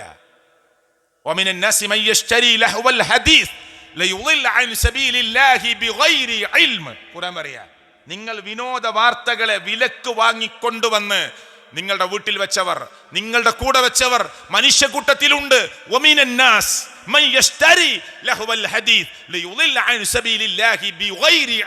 ഒരറിവില്ലാതെ, ഒരു വിവരമില്ലാതെ നല്ല സിസ്റ്റം, കമ്പ്യൂട്ടർ, നല്ല വലിയ സ്ക്രീന് എല്ലാം വെച്ചുകൊടുത്തു.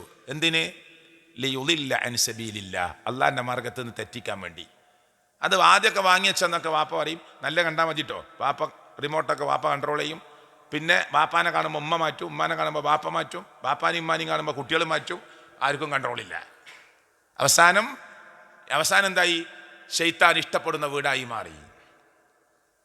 കമ്പ്യൂട്ടർ വാങ്ങിക്കൊടുത്ത് മോക്ക് ബെഡ്റൂമിൽ വെച്ചിട്ടാണ് കൊടുത്തിട്ടുള്ളത്. എല്ലാവരും ഇറങ്ങി വരാൻ സാധ്യതയുള്ള ലിവിങ് റൂമിൽ, ഡൈനിങ് ഹാളിൽ, ലിവിങ് റൂമിൽ ഒരു സ്ഥലത്ത് വെച്ച് കൊടുക്ക്. ആ കമ്പ്യൂട്ടറിൻ്റെ മുഖം നമ്മൾ ഇറങ്ങി വരുമ്പോൾ കാണണം, അങ്ങനെ വെച്ച് കൊടുക്കി. അപ്പം നമ്മളെ കുട്ടി നന്മയിലേക്ക് പതുക്കെ പതുക്കെ നീങ്ങും. മറ്റത് രഹസ്യമായി നമ്മൾ തന്നെ മൊബൈൽ ഉപയോഗിക്കുന്നത് ഒരു കോർണറിൽ ഇരുന്നിട്ട്, പെട്ടെന്ന് ആരും വന്നാൽ നമ്മളെ സ്ക്രീന് കാണാൻ പാടില്ല. സോഫയിൽ ഇരിക്കുകയാണെങ്കിൽ ഒരു കോർണറിൽ കിടന്നിട്ട് ഇങ്ങനെ ഇരിക്കുക. എന്നിട്ട് മക്കളോട് നമ്മൾ എന്താടാ കാണുന്നത് എന്ന് നമ്മൾ മൊബൈലിൽ തൊട്ട് മക്കളോട് പറഞ്ഞു. ഇതേ ഒരവസ്ഥ നമ്മുടെ കുട്ടികൾ എപ്പോഴെങ്കിലും ബാപ്പാ നിങ്ങൾ എന്തായി കാണുന്നത് എന്ന് ചോദിക്കേണ്ടി വന്നിട്ടുണ്ടെങ്കിൽ പിന്നെ ഈ വാപ്പക്ക് മക്കളെ ഉപദേശിക്കാൻ എന്താ അവകാശമുള്ളത്? എൻ്റെ ഫോണത്, എൻ്റെ ഫോണിൽ ഒരു ലോക്കുണ്ട്. എനിക്കും അറിയാം, എൻ്റെ ഭാര്യക്കും അറിയാം, കുട്ടികൾക്കൊക്കെ അറിയാം ലോക്ക്. ആർക്കും തുറക്കാം. ഇത് ഭാര്യക്കും മക്കൾക്കും അറിയാത്ത ലോക്ക് എന്തിനാ വാപ്പറുന്നത്? ഭർത്താവിനറിയാത്ത ഫോണിൻ്റെ ഒരു ലോക്ക് എന്തിനാ ഭാര്യ ഫോണിന് ഉപയോഗിക്കുന്നത്? അവിടെയൊക്കെ ശൈത്താനീയത്തിൻ്റെ ചില ഷെറുകളുണ്ട് എന്ന് നമ്മൾ മനസ്സിലാക്കുക. അപ്പം നമ്മുടെ മക്കളെ നമുക്ക് ഉപദേശിക്കാനും ചേർത്ത് പിടിക്കാനും കഴിയാതെ വരും. പതുക്കെ പതുക്കെ നമ്മൾ ഉള്ളിലേക്ക് വലിയും. അള്ളാഹു നമ്മെ കാത്തിരക്ഷിക്കുമാറാകട്ടെ. സമയമായി, 1 മണിക്കൂറായി, ഞാൻ അവസാനിപ്പിക്കുകയാണ്. അതുകൊണ്ട് സുഹൃത്തുക്കളെ, സഹോദരങ്ങളെ, ഈ ഒരു ഒരു വിശാലമായൊരു വിഷയമാണ്. നമുക്കെല്ലാം അള്ളാഹുവിൽ തവക്കുൽ ചെയ്തുകൊണ്ട് നമ്മുടെ മക്കളെ നമുക്ക് വളർത്തണം. സിനിമാ നടന്മാർ വരെ പറഞ്ഞു കൊടുക്കുക, നിങ്ങളൊക്കെ കേട്ടിട്ടുണ്ടാവും. ഇവിടുത്തെ ഫാമിലി കോൺഫറൻസ് കഴിഞ്ഞോ? ഇല്ല. ഫാമിലി കോൺഫറൻസിലൊക്കെ നമ്മൾ ക്ലിപ്പിട്ട് സംസാരിച്ചിട്ടുണ്ട്. എന്താണ് സിനിമാ നടൻ പറഞ്ഞു കൊടുക്കണേ? കേരളത്തിൽ അറിയപ്പെടുന്ന ഒരു നടനല്ല, സംവിധായകൻ പറഞ്ഞു കൊടുക്കുക, ഞാനൊരു സിനിമ ഉണ്ടാക്കി, ആ സിനിമ കണ്ടിട്ട് തിയേറ്ററിൽ നിന്ന് ഇങ്ങനെ ആളുകൾ ഇറങ്ങുമ്പോൾ ഒരു 10 ആള് എൻ്റെ സിനിമ കണ്ടിട്ട്, അറിയപ്പെടുന്നൊരു സംവിധായകൻ പറയാട്ടോ, മലയാളി, എന്താ പറയുക അറിയോ, എൻ്റെ സിനിമ കണ്ട് ഇറങ്ങുമ്പോൾ ഒരു 10 ആളെങ്കിലും വിവാഹമോചനം ചെയ്യുമെങ്കിൽ ഞാൻ വളരെ ഹാപ്പിയാണ്. മൂപ്പരൊരു സിനിമ ഇറക്കി, ആ സിനിമ കണ്ടിട്ട് കണ്ടിട്ട് ഇറങ്ങണ പോലെ ഒരു 10 ആളെങ്കിലും തൊലാക്കല്ലണം, എന്നാൽ ഞാൻ വളരെ ഹാപ്പിയായി. ഇയാൾ ഇൻ്റർവ്യൂവിൽ പറഞ്ഞു കൊടുക്കുകയാണ്. അപ്പം എന്താ ഇയാളോട് ചോദിക്കുക, എന്താ നിങ്ങൾ അങ്ങനെ പറയാനുള്ള കാരണം? കാരണം ഇയാൾ ഭാര്യ എന്നുള്ള സിസ്റ്റത്തിനെതിരാണ്. ഭാര്യ ആകുമ്പോൾ അതിൽ മാത്രം ഒതുങ്ങണം. ഇയാൾ പറയാ ഭാര്യ ആകുമ്പോൾ അവളോട് ഇങ്ങനെ ഭയങ്കര കടപ്പാടാണ്, അവളിൽ ഒതുങ്ങണം. പിന്നെ വേറൊരു പെണ്ണിനോട് സംസാരിക്കാൻ പറ്റൂല, വേറൊരു പെണ്ണിൻ്റെ അടുത്തേക്ക് പോകാൻ പറ്റൂല. ഞാനൊരാളെ കൊന്നു എന്ന് പറഞ്ഞാൽ ചിലപ്പോൾ ക്ഷമിക്കും, ഞാൻ വേറൊരു പെണ്ണിൻ്റെ കൂടെ പോയി എന്ന് പറഞ്ഞാൽ ക്ഷമിക്കൂല. അതുകൊണ്ട് അത് ദുഷിച്ച സ്ഥലമാണ്, അപകടമാണ് ഭാര്യ എന്ന് ഇയാൾ പ്രസംഗിക്കണത്. ഇവരൊക്കെ ഇറക്കണ സിനിമയാണ് നമ്മളെ മക്കൾ കാണുന്നത്. അപ്പം എങ്ങനെ ഉള്ളിലൂടെ കുടുംബത്തെ തകർക്കാനും ഭാര്യ ഭർത്തൃ ബന്ധത്തെ തകർക്കാനും ഇവർ ഉറപ്പായിട്ട് പരിശ്രമിക്കുമെന്നത് പിന്നെ ആർക്കും സംശയമില്ല. ഇതിന് നമ്മളെ മക്കൾ അഡിക്റ്റാണ്. മറ്റൊരു ചങ്ങായി ഉണ്ട്, വലിയ ലിബറലിസ്റ്റായിട്ട് അറിയപ്പെടുന്ന ആളാണ്, വലിയ ബുദ്ധിജീവിയാണ്. തോളിലൊക്കെ ഒരു വലിയ സഞ്ചിയൊക്കെ ഇട്ടിട്ട് ഇറങ്ങുക. ഇയാൾ പറയണത് എന്താ അറിയോ, ഇവിടെ ഇപ്പോൾ അമേരിക്കയിലൊക്കെ എത്രയോ സ്റ്റേറ്റിൽ പിന്നെ എവിടെ ഏത് കടയിൽ ചോദിച്ചാലും കഞ്ചാവ് കിട്ടും. അങ്ങനെ നമ്മുടെ നാടിനെ മാറ്റിക്കൂടെ? ഇത് ലീഗലൈസ് ചെയ്തൂടെ? എവിടെ ചോദിച്ചാലും കിട്ടണം. ഇതിന് എത്ര പ്രശ്നം? എത്രയോ ആളുകൾക്ക് ജോലി കിട്ടൂലേ? എത്രയോ ആളുകൾക്ക് ലാഭം ഉണ്ടാക്കിക്കൂടെ?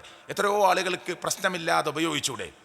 ഉണ്ട്. അയാളോട് അപ്പം ഈ ഇൻ്റർവ്യൂ നടത്തുന്ന ആൾ ചോദിക്കുകയാണ്, ഇയാൾ കേരളത്തിൽ വലിയ അറിയപ്പെടുന്ന വലിയ ആളാണ്, അയാളോട് ചോദിക്കുകയാണ് ഈ ഇൻ്റർവ്യൂ നടത്തുന്ന ആൾ, ഈ നിങ്ങൾക്ക് മരണം എന്നൊരു ചിന്തല്ലേ? അപ്പോൾ അയാൾ മരണം എന്ത് പഠിക്കാൻ? മരിക്കണമെങ്കിൽ കഞ്ചാവ് നല്ലോണം ഉപയോഗിച്ചാൽ ആസ്വദിച്ച് മരിക്കാം. ഇതാണ് ഇയാള് വലിയ ക്ലാസ് എടുത്ത് കൊടുക്കുന്ന ആളാ. ഇതാണ് ഇയാളെ ക്ലാസ്സിലൂടെ മക്കൾ കേൾക്കുന്നത്. ഇതാണ് പുതിയ തലമുറ കേൾക്കുന്നത്, ലോകം കേൾക്കുന്നത്, അല്ലേ? ഇത് കേട്ടിട്ടാണ് നമ്മുടെ കോളേജിലെ മക്കളൊക്കെ വളർന്നു വരുന്നത്. കഞ്ചാവ് നന്നായിട്ട് അടിച്ചാൽ സുഖമായിട്ട് മരിക്കുക. എന്തൊരു ആസ്വാദനമായിരിക്കും മരണത്തിന്. അപ്പം ഇയാൾ തിരിച്ചു ചോദിക്കുന്നുണ്ട്, നിങ്ങൾക്ക് അപ്പം മരണത്തിന് ഭയങ്കര വേദന ഉണ്ട്, ഇതൊക്കെ വെറുതെ പറയല്ലേ? ഇയാൾ പറയണ മറുപടിയാ. ഞാനിത് പറഞ്ഞെന്തിനറിയോ സുഹൃത്തുക്കളെ, ഇങ്ങനെ ഒരു സംസാരം കേട്ടിട്ടാണ് നമ്മുടെ മക്കളുകളെ. ഇപ്പം ഈ മലപ്പുറത്ത് കുന്നുമല്ല് തട്ടം തലേന്ന് അയച്ചിട്ട് അരയിൽ ചുറ്റി ഡാൻസ് കളിച്ചിട്ടില്ലേ മുസ്ലിം പെൺകുട്ടികൾ? ഇല്ലേ? കളിച്ചിട്ടില്ലേ? അത് പെട്ടെന്ന് സുപ്രഭാതത്തിൽ ഉണ്ടായതാ. കൊറോണയ്ക്ക് ശേഷം ആദ്യമായിട്ട് കോളേജിലേക്ക് കുട്ടികൾ വരുമ്പോൾ ബോർഡുണ്ട് അവിടെ. എന്താ ബോർഡ്? ഒരു പെണ്ണിൻ്റെ കാർട്ടൂൺ ചിത്രം ഇവിടെ, ഒരാണിൻ്റെ മുഖമൊന്നും തെളിയാത്തൊരു കാർട്ടൂൺ പോലത്തെ ഒരു ഫോട്ടോ ഇവിടെ, നടുക്കൊരു മതിൽ, കറുത്ത മതിൽ, എന്നിട്ട് അടിയിലൊരു കുറിപ്പ്, നമുക്കിടയിൽ മതിൽ കെട്ടുന്നതാര്? അപ്പോൾ കുട്ടികളിങ്ങനെ കോളേജിലേക്ക് വരുമ്പോൾ നവാഗതർക്ക് സ്വാഗതം, എന്നിട്ടൊരു ബോർഡ്, ഒരു ആൺകുട്ടി ഇവിടെ, ഒരു പെൺകുട്ടി ഇവിടെ, നടുക്കൊരു മതിൽ, നമുക്കിടയിൽ മതിൽ കെട്ടുന്നതാര്? അപ്പുറത്ത് രണ്ടാളിങ്ങനെ ആലിംഗനം ചെയ്തിരിക്കുന്ന ഒരു ഫോട്ടോ. എല്ലാ മതിൽക്കെട്ടുകളെയും തകർത്തെറിഞ്ഞ് നമുക്കൊന്നാകണം. ആരാതിൻ്റെ പിന്നിൽ? ഈ കുട്ടികളുടെ മനസ്സിലേക്ക് ഈ ചിന്തകൾ ഇങ്ങനെ ഇട്ട് കൊടുക്കുന്നത് ആരാ? ഇതിനൊക്കെ ചില ടീമുകളുണ്ട്. അപ്പം നമ്മളെ കുട്ടികൾ ഇത് കേട്ട് കുറെ കഴിയുമ്പോൾ പിന്നെ എന്തിനാ പോയി തട്ടം? എന്തിനാ? എത്ര ഒരു ചങ്ങായിൻ്റെ പ്രസംഗം, ഈ മുസ്ലിം പെൺകുട്ടികളെ നിങ്ങൾക്കൊക്കെ എന്ത് സൗന്ദര്യമാണ് അല്ലാഹ് തന്നിട്ടുള്ളത്, ഇത് ആർക്ക് കാണാനാ? ചാക്കിലിറങ്ങി നിൽക്കണ പോലെ മൂടിക്കെട്ടി നിങ്ങളുടെ സൗന്ദര്യത്തെ പ്രകടിപ്പിക്കാനുള്ളതല്ലേ? അപ്പം ഇതിങ്ങനെ കേൾക്കുമ്പോൾ കുട്ടികൾക്ക് തോന്നും, എന്തിനാ ഈ മഫ്തിയും പറഞ്ഞൊക്കെ? ഇത് നമ്മൾ വിചാരിക്കും ഇതൊന്നും കേട്ടാൽ നമ്മളെ കുട്ടികൾ മാറൂലെന്ന്. ഇത് നിരന്തരം കേൾക്കുകയാണ്, ഒരു ദിവസമല്ല, എന്നും കേൾക്കുകയാണ്. അതിനു വേണ്ടി ഒരു ടീമുണ്ട് എന്നാണ് ഞാൻ ഈ പറഞ്ഞത്. അള്ളാഹു നമ്മെ മക്കളെ കാത്ത് രക്ഷിക്കുമാറാകട്ടെ കേട്ടോ. ഇന്നമൽ ഖംറു വൽ മൈസിറു വൽ അൻസാബു വൽ അസ്ലാം റിജ്സും മിൻ അമലി ശൈത്താൻ. കള്ള്, ലോട്ടറി, ഇതൊക്കെ പൈശാചികമാണ്. ഇന്ന് മലപ്പുറം ജില്ലയിൽ മുസ്ലിം ചെറുപ്പക്കാർ, മുസ്ലിം പ്രായമുള്ള ആളുകൾ എടുക്കുന്ന ലോട്ടറിയുടെ കണക്കൊന്ന് പരിശോധിച്ചോളി. ഖുർആൻ നെസ്സായി പറഞ്ഞ നിസ്കരിക്കാൻ വരെ ലോട്ടറി ടിക്കറ്റ് പോക്കറ്റിൽ വരുന്ന മുസ്ലിങ്ങളുണ്ട്. നിസ്കരിക്കാൻ വരെ ലോട്ടറി ടിക്കറ്റ് പോക്കറ്റിൽ വരുന്ന ആൾക്കാരുണ്ട്. ഖുർആൻ നെസ്സായി പറഞ്ഞ കാര്യം തെറ്റല്ല തോന്നുക. എന്നിട്ട് ഏറ്റവും ചുരുക്കി പറഞ്ഞാൽ നാണം നഷ്ടപ്പെട്ടുകൊണ്ടേയിരിക്കും. മുമ്പ് ഒരു 20 കൊല്ലം മുമ്പ് ടി വിയിൽ ഒരു പരസ്യം വന്നാൽ ഒരു പെണ്ണിൻ്റെ അവിടെയും ഇവിടെയൊക്കെ കണ്ടാൽ ഒരു മോശമായിരുന്നു, വേഗം ഓഫാക്കും, ചാനൽ മാറ്റും. ഇപ്പോഴോ ഇതിങ്ങനെ കണ്ട് ആർക്കൊരു പ്രശ്നമില്ല. അത് അള്ളാൻ്റെ റസൂല് പറഞ്ഞതാണ്. എല്ലാ തിന്മകളും കണ്ട് നാണം എടുത്തു കളയുക. അള്ളാഹു നമ്മെ കാത്ത് രക്ഷിക്കുമാറാകട്ടെ. അൽ ഹയാ, ലജ്ജ, അത് ഈമാനിൻ്റെ ഭാഗ. അതുകൊണ്ട് അവസാനിപ്പിക്കുമ്പോൾ എനിക്ക് പറയാനുള്ളത്, നമ്മുടെ മക്കളെ നാം ഒരിക്കലും ആശങ്കയോടുകൂടിയല്ല നോക്കേണ്ടത്. എന്നാൽ ആശങ്ക വേണ്ട എന്നല്ല, മറിച്ച് പ്രതീക്ഷയോടുകൂടി തന്നെ നോക്കുക, സ്നേഹത്തോടെ ഉപദേശിക്കുക, ചേർത്ത് പിടിക്കുക. പറ്റുമെങ്കിൽ അവരെ വെറുതെ ഇരിക്കാൻ അയക്കാതിരിക്കുക കേട്ടോ. വെറുതെ ഇരിക്കുക, ഇങ്ങനെ കിടക്കുക, ഇങ്ങനെ ഉറങ്ങുക, അതിന് അയക്കരുത്. നിങ്ങൾക്ക് എന്താ ജോലി, നിങ്ങളെ കൂടെ കൂട്ടാൻ ശ്രമിക്കുക. നിങ്ങൾക്ക് ചെറിയ കച്ചവടം ഉണ്ടോ, ഫ്രീ ഉള്ള സമയം നിങ്ങളെ കൂടെ കൂട്ടുക, ബിസിയാക്കുക, ഷുഗലാക്കുക. ഇസ്ലാം പറഞ്ഞതാണ് ഫൈദ ഫറഗത ഫൻസബ്, ഒന്നിൽ നിന്ന് വിരമിച്ചാൽ നമ്മൾ മറ്റൊന്നിലേക്ക് പോകും. ഒരു പ്രോഗ്രാം കഴിഞ്ഞു, അടുത്തിനെ കുറിച്ച് ചിന്തിക്കുക. ഒരു സംവിധാനം കഴിഞ്ഞു, അടുത്ത സംവിധാനത്തെക്കുറിച്ച് ചിന്തിക്കുക. വെറുതെ ഇരിക്കുകയല്ല, ഇങ്ങനെ അങ്ങാടിയിൽ വെറുതെ ഇരിക്കുക, വീട്ടിൽ വെറുതെ എന്താ പണി? ഒരു പണിയില്ല, പിന്നെ ഇവിടെ ഇരിക്കലാണ്. ആ ഇരിക്കൽ തന്നെ ശൈത്താനിയത്ത് പിടികൂടാൻ സാധ്യതയുണ്ട്. അതുകൊണ്ട് നമ്മുടെ മക്കളെ എന്തെങ്കിലും കാര്യങ്ങൾ ഏർപ്പാടാക്കി കൊടുക്കുക, മനഃശാസ്ത്രപരമായി പെരുമാറുക. 4 വയസ്സുള്ള ഒരു കുട്ടി, പറഞ്ഞാൽ ഇനിയും പറയണ്ടേ 2 മിനിറ്റും കൂടി. 4 വയസ്സുള്ള ഒരു കുട്ടിനെ നോക്കാൻ ഏൽപ്പിച്ചു, 2 വയസ്സുള്ള കുട്ടിനെ. എത്ര ബാപ്പ വീട്ടിലില്ല. ഞാനൊരു ഇതിൽ വായിച്ചത് പറയാട്ടോ. 4 or 5 വയസ്സാണ് മൂത്ത കുട്ടിക്ക്. ചെറിയ കുട്ടിക്ക് എത്ര വയസ്സാ? 2 വയസ്സ്. ഉമ്മ പറഞ്ഞു ഞാനവിടെ വാഷിംഗ് മെഷീൻ്റെ അടുത്താണ്, അലക്കാനുണ്ട്, പലതുണ്ട്, ഈ കുട്ടീനെ നോക്കണം. ആരോട്? 5 വയസ്സല്ലേ. ഈ 2 വയസ്സുള്ളൂ പറഞ്ഞിട്ട് കാര്യമല്ല, കാന്താരി മുളകാണ്, ഭയങ്കര വികൃതിയാണ്. അപ്പോൾ ഒരു വടി എടുത്തിട്ട് 5 വയസ്സുള്ളവനെ തലക്കടിച്ചു, ഷോൾഡറിലടിച്ചു, അവിടെയും ഇവിടെയൊക്കെ അടിക്കുമ്പോൾ ഓനെ സഹിക്കാൻ വയ്യായിട്ട് അവൻ ആ വടിയാണ് പിടിച്ചു വാങ്ങി. 2 വയസ്സുള്ള കുട്ടീൻ്റെ കയ്യിൽ നിന്ന് വടി 5 വയസ്സുള്ളവൻ പിടിച്ചു വാങ്ങി.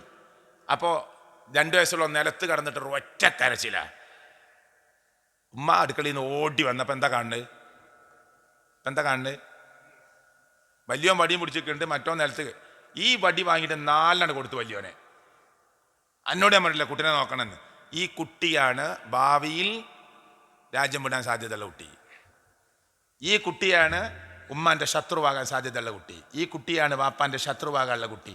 കാരണം അന്വേഷിക്കാനുള്ള മനസ്സ് പുതിയ തലമുറക്കില്ല. നമ്മളെ കൈ പിടിച്ചിങ്ങനെ മുമ്പ് ഒരു കല്ലുമ തട്ടി കുട്ടി വീണാൽ തടവി കൊടുക്കല്ല, എണീപ്പിച്ചിട്ട് 2 കൊടുത്ത് എനിക്കെന്താ കണ്ണ് കാണൂലേ. ഈ കുട്ടി ഇപ്പോൾ കല്ലുമ തടഞ്ഞ് വീഴാൻ വന്നതാ. അപ്പോൾ കുട്ടീൻ്റെ മനസ്സിലുണ്ടാവും കല്ല് തട്ടിയ വേദന വേറെ, വെറുതെ തല്ലി പിന്നെ.